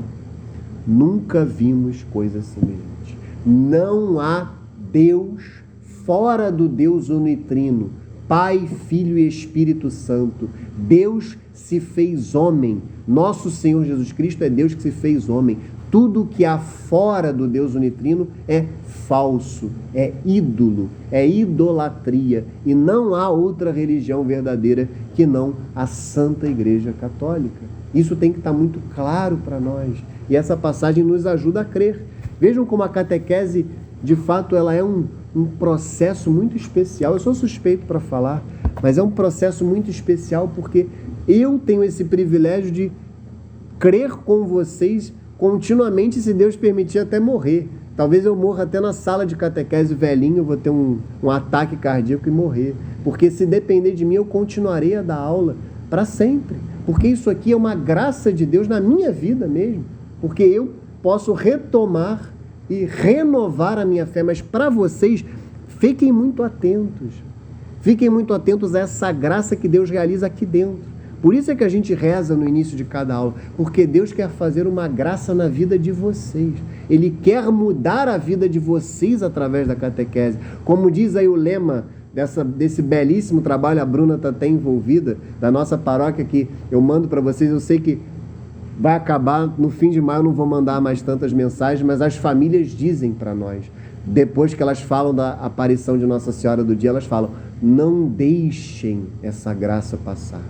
Não deixem essa graça passar. Santo Agostinho, ele fala, tem uma frase belíssima, como sempre ele vai dizer, nosso pai Santo Agostinho: eu temo o Deus que passa.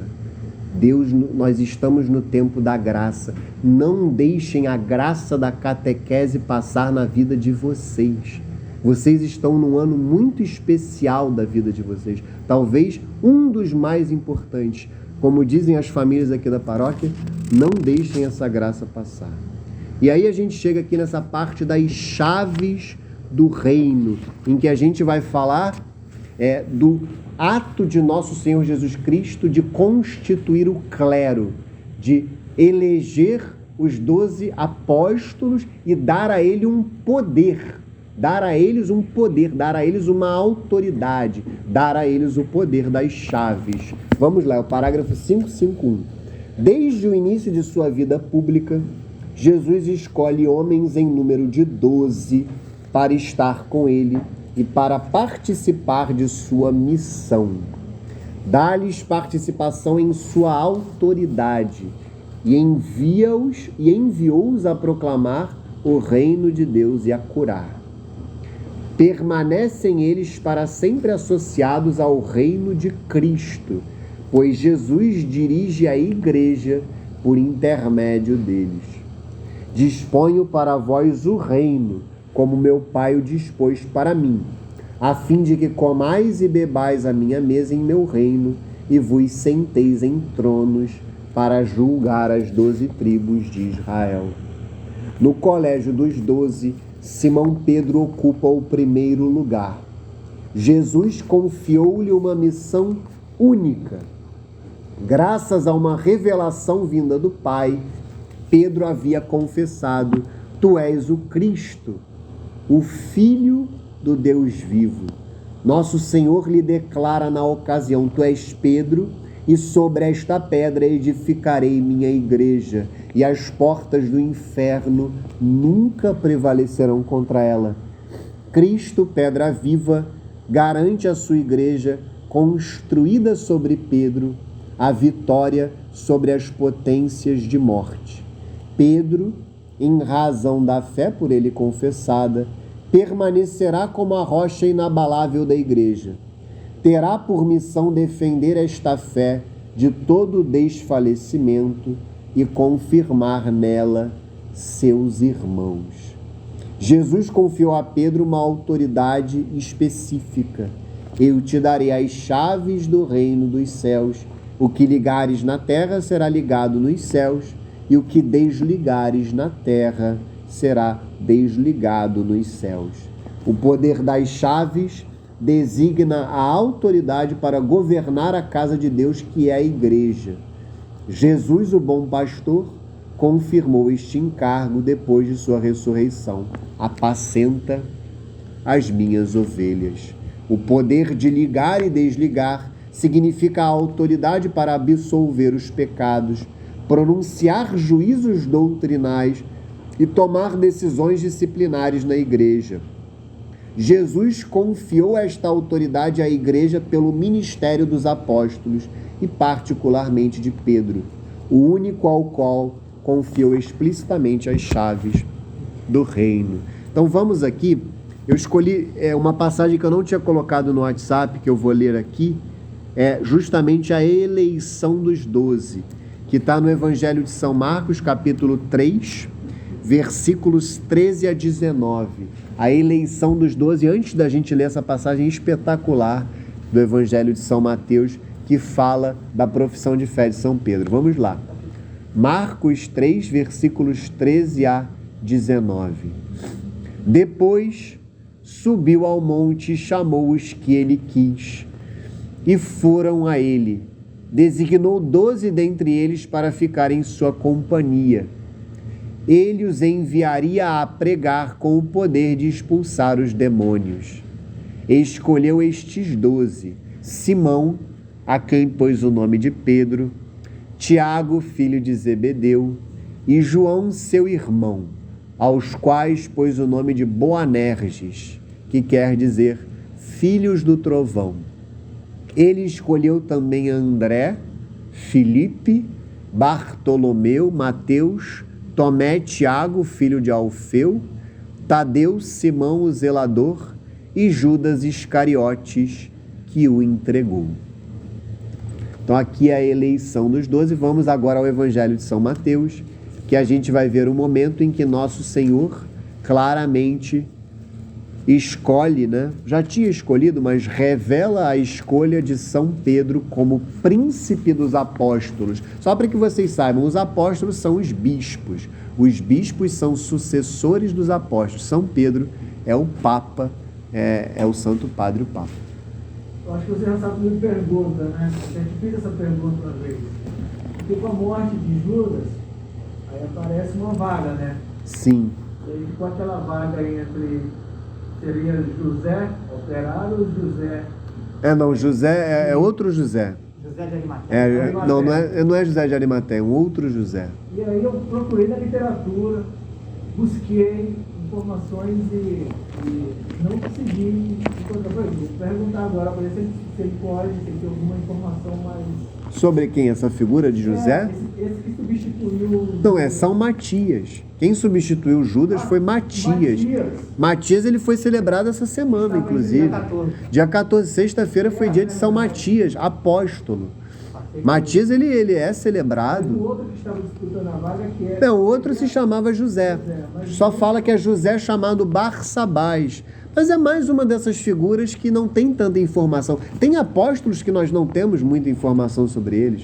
O próprio São Judas Tadeu, que é muito famoso, coitado, até virou padroeiro do Flamengo, né? Uma coisa grotesca, né? Uma obra do demônio que você bota um padroeiro, é claro, é uma brincadeira. Mas vejam que São Judas Tadeu, ele é famosíssimo, é chamado Santo das Causas Impossíveis, e não se tem muita informação sobre a vida de São Judas. São Tomé, vários... São Simão, o zelota, o zelador, não se fala muito sobre esses. Então, essas figuras misteriosas da Escritura, isso é muito normal. O fato é que o apóstolo que substitui Judas Iscariotes, que traiu Nosso Senhor e se condenou eternamente ao tirar a própria vida, o apóstolo que substitui Judas é São Matias. Este é apóstolo. E isso está narrado no primeiro capítulo do livro dos Atos dos Apóstolos. Porque, de fato, havia a necessidade que fossem 12, porque era algo que se inspirava nas 12 tribos de Israel. Da mesma forma que o povo escolhido no Antigo Testamento foi feito a partir de 12, das 12 tribos, o povo escolhido, que é a Santa Igreja Católica, deveria se formar a partir de 12, a partir dos 12 apóstolos. Então vamos aqui ao momento em que São Pedro exprime a sua fé em Nosso Senhor, e aí a gente vê claramente que ele recebe o poder das chaves. Vamos lá, é Mateus 16, versículos 13 a 19.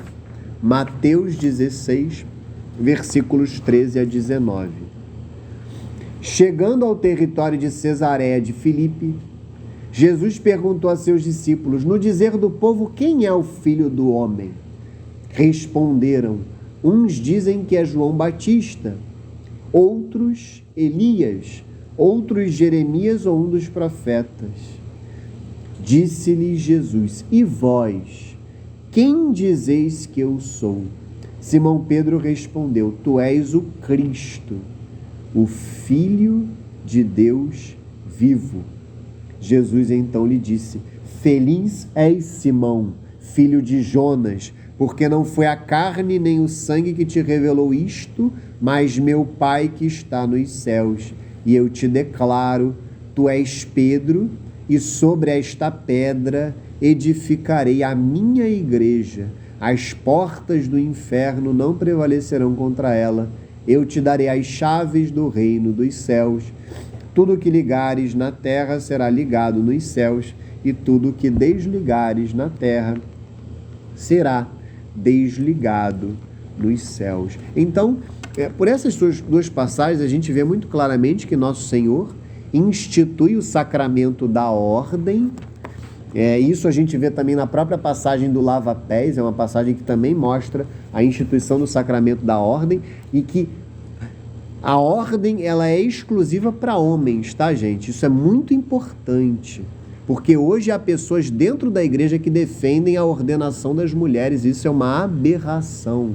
Os últimos papas, inclusive, fizeram questão de salientar a partir de São João Paulo II, do Papa João Paulo II, que a igreja não tem poder para ordenar mulheres, porque esta foi uma decisão de Nosso Senhor Jesus Cristo, uma decisão direta. Vejam, se nós pensarmos em Nossa Senhora, se nós pensarmos na virtude, na santidade, Nossa Senhora, Nosso Senhor tinha na sua mãe a mais perfeita das criaturas, e ele não ordenou Nossa Senhora, ele ordenou 12 homens, e ele escolheu que fossem apenas homens, e foi assim na história da igreja inteira.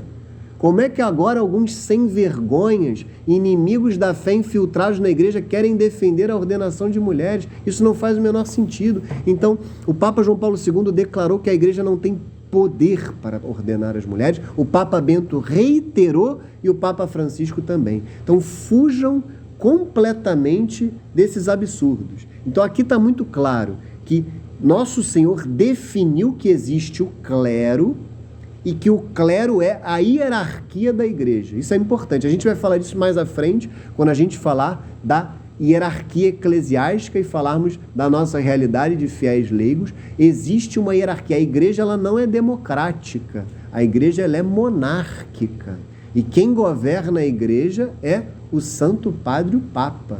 Ele é a autoridade suprema, ele é o vigário de Cristo na terra, ele é o rei, ele é o imperador. Nós somos súditos. Isso é muito significativo, porque hoje é um tempo de exaltação e idolatria da democracia. Parece que ela é o único regime de governo aceitável, muito pelo contrário. Não vou entrar nisso hoje, porque tem uma aula que a gente fala sobre isso melhor. Mas o fato é que a igreja ela é monárquica, ela é hierárquica, ela tem uma estrutura muito bem definida, na qual o poder das chaves foi dado a São Pedro, foi dado ao Papa e aos seus sucessores, e uma parte desse poder é compartilhado com os bispos, que são os sucessores dos apóstolos, e também com os presbíteros, e alguns poderes menores com os diáconos, que também fazem parte do clero. Os diáconos também fazem parte do clero, mas especialmente os sacerdotes, que são o Santo Padre, o Papa, que é bispo de Roma também, os bispos do mundo inteiro, que são os sucessores dos apóstolos, o colégio episcopal, que é o colégio que reúne todos os bispos. Alguns destes bispos são eleitos cardeais, mas isso não é uma nova ordenação, é simplesmente uma eleição, é um título de alguma forma honorífico, mas que envolve algumas funções. Mas tem abaixo dos bispos os presbíteros, que são os padres, que também são sacerdotes. Sacerdotes são apenas os presbíteros e os bispos. Então vejam que há um poder, o poder de perdoar os pecados, que a gente acabou de ver que é um poder divino, e é dado aos sacerdotes, e isso é manifestado, por exemplo, no sacramento da confissão, de forma muito evidente. Mas a plenitude do poder das chaves está apenas com o Papa. O poder, por exemplo, de excomungar, ligar e desligar é isso. É desligar e excomungar. É tirar uma pessoa da igreja. É dizer que aquela pessoa não está mais na comunhão da igreja. Este é o poder de desligar, mas também de ligar, de readmitir. A gente pode pensar também no sacramento do batismo, que em geral ele é ministrado ou por um sacerdote ou até por um diácono, e a pessoa ingressa na igreja através do batismo. Então, este é o poder de ligar e desligar, mas também o poder de emitir juízos doutrinais. Então, este poder de emitir juízos doutrinais em matéria de fé e moral, ele é do Santo Padre, o Papa. Na sua plenitude, ele é do Santo Padre, o Papa. Então, vejam que a Escritura é muito clara a esse respeito. É muito clara de que Deus escolheu 12 homens, que os fez clérigos, que os fez integrantes do clero, no caso específico, os fez bispos, mas que um destes 12 é o príncipe dos apóstolos. Um destes 12, ele reina sobre os demais, que é São Pedro, que é o Santo Padre. O Papa, não é à toa que Nosso Senhor dirá, através desta pedra eu edificarei a minha igreja. Não é a igreja de Pedro, é a igreja de Nosso Senhor Jesus Cristo, é a Santa Igreja Católica. Então, através desta pedra, que é São Pedro, que é a fé de Pedro, a fé de Pedro é a pedra através da qual Nosso Senhor Jesus Cristo edifica a sua igreja. Por isso é que ele dirá, feliz és tu, Simão, filho de Jonas, porque não foi a carne nem o sangue. O que significa isso? Não foi um ser humano, não foi um homem, não foi a carne nem o sangue que te revelou isso, mas o meu Pai que está nos céus. E por isso eu te digo, tu és Pedro, e sobre esta pedra eu edificarei a minha igreja, e as portas do inferno não prevalecerão sobre ela ou contra ela. Então aqui a gente vê também que a igreja ela é indestrutível. A igreja não pode ser destruída pelos poderes deste mundo. Isso tem que também, de alguma forma, acalentar o nosso coração. A gente pode, de alguma forma, ter este otimismo, ter esta clareza, apesar de todos os problemas, apesar das más notícias, as portas do inferno não prevalecerão. E a igreja, até o fim dos tempos, permanecerá de pé. De pé. Isso tem que estar muito claro para nós também. Para não perder o hábito, eu falei dos protestantes em cada um desses pontos e falarei aqui também, porque o protestantismo é uma heresia que acaba por destruir o sacerdócio católico. Lutero era um sacerdote, inclusive era monge agostiniano. Infelizmente a nossa querida ordem tem essa mancha na sua história, porque Lutero era monge agostiniano e ele se revoltou contra a igreja e se revoltou contra quem ele era, porque ele era um sacerdote católico. E o protestantismo destrói o sacerdócio católico, porque eles não têm o clero, eles não têm quem os governe, eles não têm essa unidade que a gente vê na Santa Igreja no mundo inteiro. Por quê? Porque há uma cabeça comum, que é Cristo, e o seu vigário na terra, que é o Santo Padre, o Papa. Não existe isso no protestantismo, e é evidente que não haverá unidade. Não haverá unidade na fé, não haverá unidade na moral, não haverá unidade na liturgia, e a gente vê a bagunça que é o protestantismo. Hoje são mais de 30 mil seitas protestantes. Não sei se vocês conseguem mensurar a grandeza desse número. 30 mil denominações diferentes dos chamados protestantes ou evangélicos. Isso mostra como é um caminho de fato de perdição. Ali não está a verdade da fé. A verdade da fé está na Santa Igreja Católica. E aí a gente continua aqui, faltam só mais 3 mistérios, 3 itens. No primeiro deles é a transfiguração, que é um momento também belíssimo, que vem logo depois desse momento da profissão de fé de São Pedro. Vamos lá no parágrafo 554 do Catecismo, a transfiguração. Um antegozo do reino, a transfiguração. A partir do dia em que Pedro confessou que Jesus é o Cristo, o Filho do Deus vivo, o Mestre começou a mostrar a seus discípulos que era necessário que fosse a Jerusalém e sofresse, que fosse morto e ressurgisse ao 3º dia. Pedro rechaça este anúncio. Os demais também não o compreendem. É neste contexto que se situa o episódio misterioso da transfiguração de Jesus sobre um monte elevado diante de 3 testemunhas escolhidas por ele, Pedro, Tiago e João. O rosto e as vestes de Jesus tornam-se fulgurantes de luz. Moisés e Elias aparecem. Falavam de sua partida que iria se consumar em Jerusalém. Uma nuvem os cobre e uma voz do céu diz: este é o meu filho, o eleito. Ouvi-o. Por um instante, Jesus mostra sua glória divina, confirmando assim a confissão de Pedro. Mostra também que para entrar em sua glória, deve passar pela cruz em Jerusalém. Moisés e Elias haviam visto a glória de Deus sobre a montanha. A lei e os profetas tinham anunciado os sofrimentos do Messias. A paixão de Jesus é sem dúvida a vontade do Pai. O Filho age como servo de Deus. A nuvem indica a presença do Espírito Santo. A Trindade inteira apareceu. O Pai na voz, o Filho no homem, o Espírito na nuvem clara. Vós, é uma citação de Santo Tomás de Aquino na Suma Teológica, doutor comum da Igreja.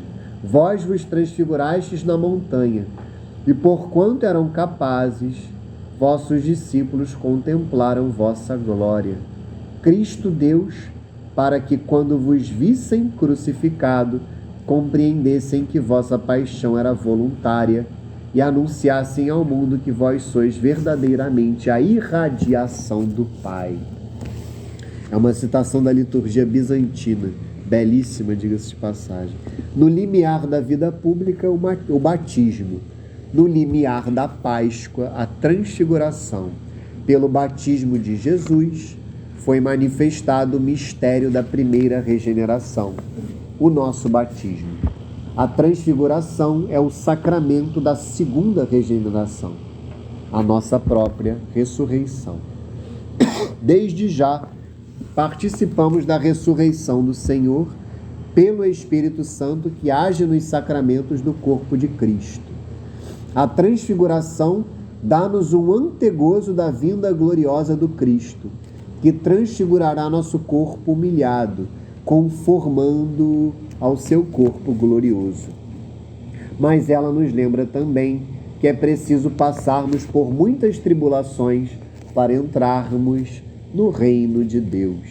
E aí estava faltando, até toda aula tem uma citação do nosso pai Santo Agostinho, estava faltando na aula de hoje. Vamos lá, como sempre, espetacular. Pedro ainda não tinha compreendido isso ao desejar viver com Cristo sobre a montanha. Ele reservou-te isto, Pedro, para depois da morte. Mas agora ele mesmo diz: desce para sofrer na terra, para servir na terra, para ser desprezado, crucificado na terra. A vida desce para fazer-se matar, o pão desce para ter fome, o caminho desce para cansar-se da caminhada, a fonte desce para ter sede. E tu recusas sofrer? Isso está lá nos sermões de Santo Agostinho, como diz o rodapé. Então, eu ia ler no Evangelho de São Marcos, mas vamos continuar aqui no Evangelho de São Mateus, a partir do versículo 20, que vocês verão toda essa dinâmica. Logo depois de Nosso Senhor exaltar a fé de São Pedro, ele vai dar um chega para lá em São Pedro, quando ele rejeita o anúncio da paixão. É a mesma palavra que ele fala para o diabo depois das tentações. Vamos lá. Depois, versículo 20 do capítulo 16.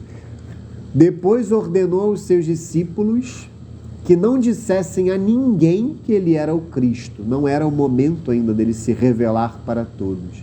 Desde então, Jesus começou a manifestar a seus discípulos que precisava ir a Jerusalém e sofrer muito da parte dos anciãos, dos príncipes dos sacerdotes e dos escribas.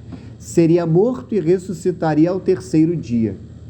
Pedro então começou a interpelá-lo e protestar nestes termos: que Deus não permita isso, Senhor. Isso não te acontecerá. Mas Jesus, voltando-se para ele, disse-lhe: afasta-te, Satanás, tu és para mim um escândalo. Teus pensamentos não são de Deus, mas dos homens. Aqui Nosso Senhor usa a mesma palavra que ele usa para Satanás no deserto, vá de retro. Aqui está afasta-te, mas a tradução mais correta é para trás de mim, vai para trás, Satanás. Então, uma palavra fortíssima. Logo depois em que São Pedro acaba por rejeitar o primeiro anúncio da paixão. Então vamos ler na sequência que a gente vai chegar já já à transfiguração, versículo 24. Em seguida, Jesus disse a seus discípulos: se alguém quiser vir comigo, renuncie a si mesmo, tome sua cruz e siga-me. Porque aquele que quiser salvar a sua vida irá perdê-la, mas aquele que tiver sacrificado a sua vida por minha causa irá recobrá-la. Que servirá um homem ganhar o mundo inteiro se vem a prejudicar a sua vida? Ou que dará um homem em troca de sua vida? Porque o Filho do Homem há de vir na glória de seu Pai com seus anjos, e então recompensará a cada um segundo suas obras. Em verdade vos declaro, muitos destes que aqui estão não verão a morte, sem que tenham visto o Filho do Homem voltar na majestade de seu reino. Então, aqui a gente vê que a cruz não é um caminho apenas de Nosso Senhor, a cruz é o nosso caminho. Nós somos chamados a tomar a nossa cruz, renunciarmos a nós mesmos e seguirmos nosso Senhor. E aí, para suscitar a fé dos apóstolos, ao mesmo tempo na sua divindade e também que a cruz era o seu caminho, nosso Senhor vai se transfigurar, vai se transfigurar, e começa agora no capítulo 17 do Evangelho de São Mateus, capítulo 17, versículos de 1 a 13, e aí é o mistério próprio que a gente acabou de ler da transfiguração. Vamos lá. 6 dias depois, vejam que São Mateus situa cronologicamente, 6 dias depois, Jesus tomou consigo Pedro, Tiago e João, seu irmão, e conduziu-os à parte a uma alta montanha. Lá se transfigurou na presença deles. Seu rosto brilhou como o sol, suas vestes tornaram-se resplandecentes de brancura. E eis que apareceram Moisés e Elias conversando com ele. Pedro então tomou a palavra e disse-lhe: Senhor, é bom estarmos aqui. Se queres, fareis aqui 3 tendas, uma para ti, uma para Moisés e outra para Elias. Falava ele ainda quando veio uma nuvem luminosa e os envolveu. E daquela nuvem fez-se ouvir uma voz que dizia: Eis o meu filho muito amado, em quem pus toda a minha afeição. Ouviu.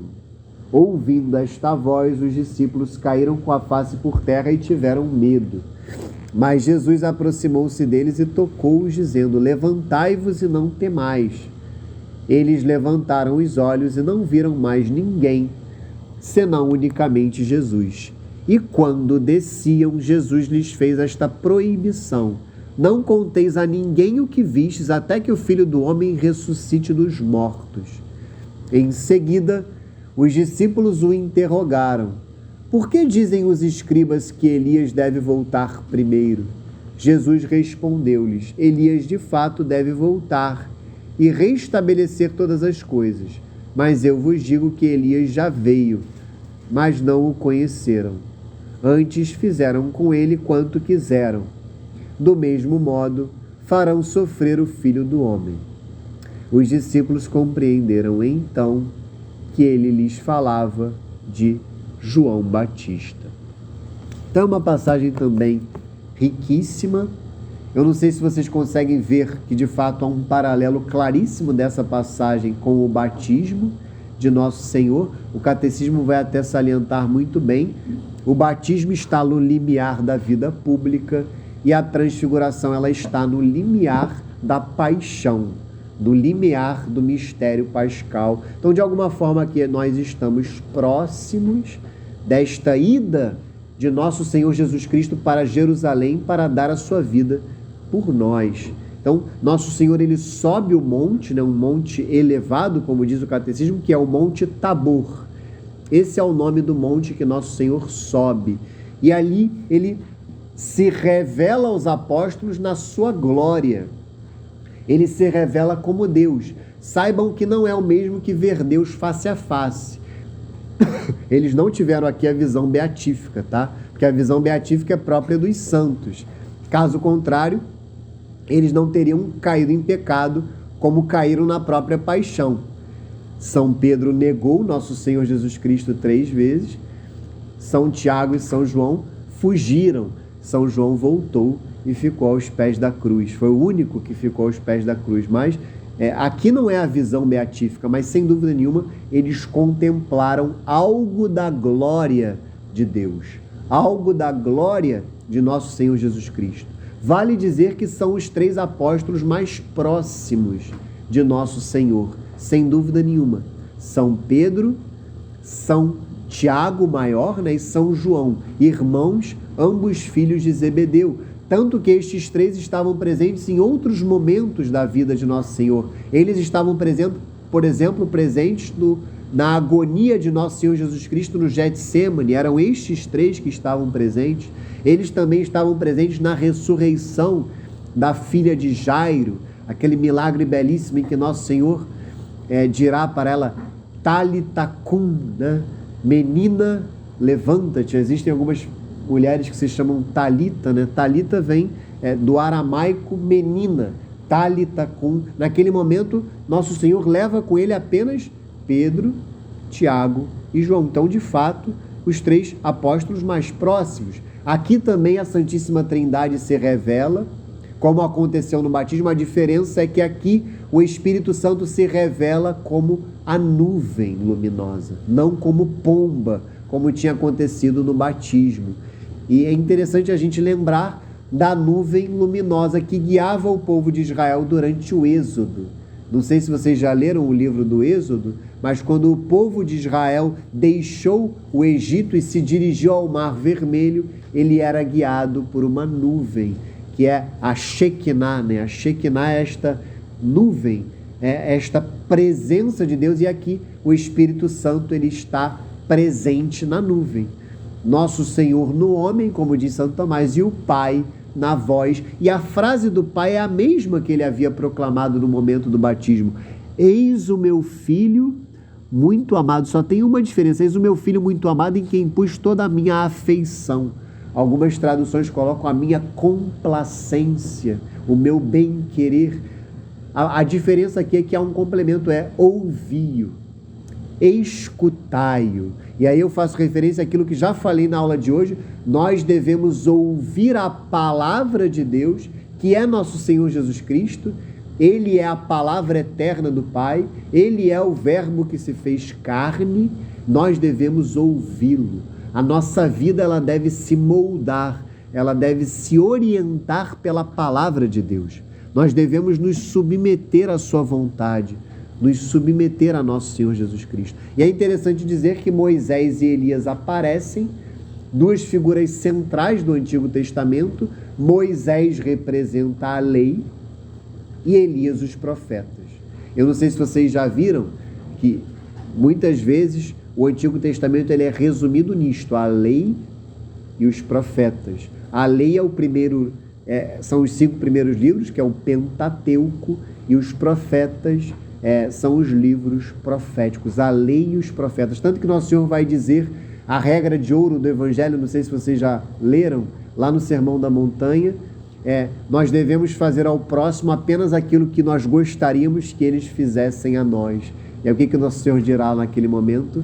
Nisto se resumem a lei e os profetas. Então aqui, o que representa a aparição de Moisés e Elias? A lei e os profetas. O Antigo Testamento que se submete ao Novo. Moisés e Elias reconhecem nosso Senhor Jesus Cristo como Deus.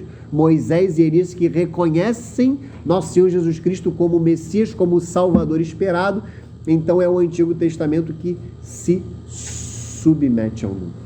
É o Antigo Testamento que reconhece o seu cumprimento no Novo, o seu cumprimento em nosso Senhor Jesus Cristo. E no fim, a lição que fica é o que está no Catecismo, a descida do monte. Qual é o significado desta descida? Nosso Senhor que desce do Tabor, desce do Monte da Transfiguração para subir um outro monte. Qual é o outro monte que Nosso Senhor vai subir depois de descer o Tabor? É o Monte Calvário. E é isso que nós precisamos entender. Não há Tabor sem o Calvário. Não há ressurreição sem a paixão. Para nós chegarmos à ressurreição, para nós chegarmos concretamente nas nossas vidas, a exemplo de Nosso Senhor, para nós chegarmos na vida eterna com Deus no céu, nós precisamos abraçar a cruz de cada dia. Nós precisamos amar. Nós precisamos amar até o sofrimento, porque não há amor fora do sofrimento. Nós precisamos dar a vida uns pelos outros, dar a vida para Deus. Então, gravem isto, não há Tabor sem Calvário. Não há o Monte Tabor sem o Monte Calvário. E aqui a gente vai ler os 2 últimos mistérios, que eu lerei numa tacada só, que Nosso Senhor, ele desce o Tabor e sobe para Jerusalém. Vamos lá. A subida de Jesus a Jerusalém, parágrafo 557. Ora, quando se completaram os dias de sua elevação, Jesus tomou resolutamente o caminho de Jerusalém. Com esta decisão, indicava que subia a Jerusalém pronto para morrer. Por 3 vezes tinha anunciado sua paixão e sua ressurreição. Ao dirigir-se para Jerusalém, disse: não convém que um profeta pereça fora de Jerusalém. Jesus lembra o martírio dos profetas que tinham sido mortos em Jerusalém. Todavia, persiste em convidar Jerusalém a congregar-se em torno dele.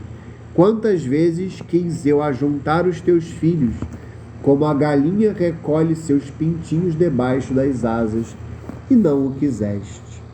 Quando Jerusalém está à vista, chora sobre ela e exprime uma vez mais o desejo de seu coração.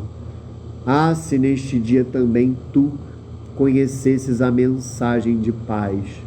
Agora, porém, isto está escondido a teus olhos. E a entrada messiânica de Jesus em Jerusalém. Como vai Jerusalém acolher seu Messias? Embora sempre se tivesse subtraído às tentativas populares de fazê-lo rei, Jesus escolhe o momento e prepara os detalhes de sua entrada messiânica na cidade de Davi, seu pai. É aclamado como filho de Davi, aquele que traz a salvação. Hosana quer dizer salva-nos, dá a salvação. Ora, o rei de glória entra em sua cidade montado em um jumento. Não conquista a filha de Sião, figura de sua igreja, pela astúcia nem pela violência, mas pela humildade que dá testemunho da verdade. Por isso os súditos de seu reino nesse dia são as crianças e os pobres de Deus, que o aclamam como os anjos o anunciaram aos pastores. A aclamação deles, bendito seja o que vem em nome do Senhor, é retomada pela Igreja no Sanctus da liturgia eucarística para abrir o memorial da Páscoa do Senhor. A entrada de Jesus em Jerusalém manifesta a vinda do reino que o rei Messias vai realizar pela Páscoa de sua morte e de sua ressurreição. É com sua celebração no Domingo de Ramos que a liturgia da Igreja abre a grande Semana Santa. Então, é importante dizer que a próxima aula a gente vai falar justamente da paixão, da morte e do sepultamento de nosso Senhor Jesus Cristo. Depois de, nesta aula, falarmos da sua vida pública, na próxima aula nós chegaremos à sua morte, à sua paixão e à sua morte. Vejam que nós caminhamos aqui pelo credo. Creio em Deus Pai Todo-Poderoso, Criador do céu e da terra, e em Jesus Cristo, seu único Filho, nosso Senhor, que foi concebido pelo poder do Espírito Santo. Nasceu da Virgem Maria. Hoje nós concluímos esta parte. Até o nasceu da Virgem Maria. Aí, na próxima aula, o Renato vai falar para vocês. Padeceu sob Pôncio Pilatos, foi crucificado, morto e sepultado. Este é o tema da próxima aula. E depois a gente vai falar, desceu à mansão dos mortos, ressuscitou. Vejam que é muito bonito a gente pensar que nós estamos a caminhar pelo credo, pelos 12 artigos de fé do credo, para que nós possamos conhecer a fé católica, para melhor professá-la. Então a primeira passagem aqui sobre essa subida de Jerusalém, eu nem a lerei na Escritura, porque ela está no Catecismo. É o parágrafo 557, lá no início, está, ora, quando se completaram os dias de sua elevação, Jesus tomou resolutamente o caminho de Jerusalém. Então, esta é a passagem, porque a subida de Jesus a Jerusalém é isso. É a tomada de decisão de Nosso Senhor de ir para Jerusalém para dar a sua vida por nós. E saibam que o Evangelho de São Lucas ele tem essa estrutura, ele é diferente dos demais, inclusive dos sinóticos, né? Eu não sei se vocês sabem, eu já falei, mas talvez algum de vocês não estivesse. Existem dos 4 evangelhos, 3 são chamados de sinóticos porque eles têm uma estrutura muito parecida, que são o Evangelho de São Mateus, de São Marcos e de São Lucas. O Evangelho de São João ele está à parte, ele tem uma estrutura própria. Mas mesmo entre os sinóticos há diferenças, e nesse caso é uma diferença e uma particularidade do Evangelho de São Lucas, porque ele está dividido ao meio. Na metade, não é nem bem na metade, é até antes da metade, do capítulo 9, há essa decisão de Nosso Senhor de ir para Jerusalém. E do Evangelho dali para frente será essa caminhada de Nosso Senhor Jesus Cristo a Jerusalém para dar a sua vida por nós. Então isso é muito bonito, a gente ver essa estrutura, porque de fato houve um momento em que Nosso Senhor tomou a decisão de ir, a decisão resoluta de ir a Jerusalém, como está escrito aqui, tomou resolutamente o caminho de Jerusalém para dar a sua vida por nós. Isso é muito belo. E depois a gente lê a passagem para fechar a aula da entrada messiânica de Nosso Senhor Jesus Cristo em Jerusalém. Na aula sobre a Semana Santa eu tive a ocasião de explicar esta passagem, mas vamos lê-la no Evangelho de São Marcos, no capítulo 11, versículos de 1 a 11, que aí a gente fecha a aula. A gente vai ver aqui a humildade de Nosso Senhor Jesus Cristo, que é um rei, sem dúvida nenhuma ele é rei, e ele é rei até para desapropriar a propriedade daquele homem que tinha um burrinho. Ele desapropria o burrinho, pede para ele, mas ele é um rei humilde. Ele não entra no cavalo branco de Napoleão, ele entra em Jerusalém montado num burrinho e cercado pelos humildes. Vamos lá. Jesus e seus discípulos aproximavam-se de Jerusalém e chegaram aos arredores de Betfagé e de Betânia, perto do Monte das Oliveiras. Desse lugar, Jesus enviou 2 de seus discípulos, dizendo-lhes: Ide à aldeia que está defronte de vós, e logo, ao entrardes nela, achareis preso um jumentinho, em que não montou ainda homem algum. Desprendei-o e trazei-mo. E se alguém de vós perguntar: que fazeis? Dizei: o Senhor precisa dele, mas daqui a pouco o devolverá. Indo eles, acharam o jumentinho atado fora diante de uma porta, na curva do caminho. Iam-no desprendendo, quando alguns do que ali estavam perguntaram: Ei, que estás fazendo? Por que soltais o jumentinho? Responderam como Jesus lhes havia ordenado e deixaram-no levar. Conduziram a Jesus o jumentinho, cobriram-no com seus mantos e Jesus montou nele. Muitos estendiam seus mantos no caminho, outros cortavam ramos das árvores e espalhavam-nos pelo chão. Tanto os que precediam como os que iam atrás clamavam: Hosana, bendito o que vem em nome do Senhor, bendito o reino que vai começar, o reino de Davi nosso Pai. Hosana no mais alto dos céus. Jesus entrou em Jerusalém e dirigiu-se ao templo. Aí lançou os olhos para tudo que o cercava. Depois, como já fosse tarde, voltou para Betânia com os 12. Então aqui é a passagem que encerra a nossa aula. Como a gente leu o catecismo inteiro, às vezes é possível, mas são raras as aulas em que é possível, eu deixo para vocês de dever de casa, vocês lerem o resumindo, tá? Que são os parágrafos 561 a 570 do catecismo, que vai resumir não somente a aula de hoje, mas a aula do Renato da semana passada. E eu deixo como dever de casa também que no compêndio vocês leiam da pergunta 105 até a pergunta 111, que são as passagens correspondentes à aula de hoje, tá? E aí, fechamos aqui, como eu falei, os mistérios da vida pública de Nosso Senhor, e na aula que vem nós já falaremos do mistério pascal. Vamos rezar então lá fora, e aí eu só peço que vocês deixem as cadeiras afastadas, porque aí quando a gente voltar para higienizar a sala, a gente vai saber quais foram as cadeiras utilizadas pelos alunos. Então, um santo domingo aí para todos e vamos rezar lá fora.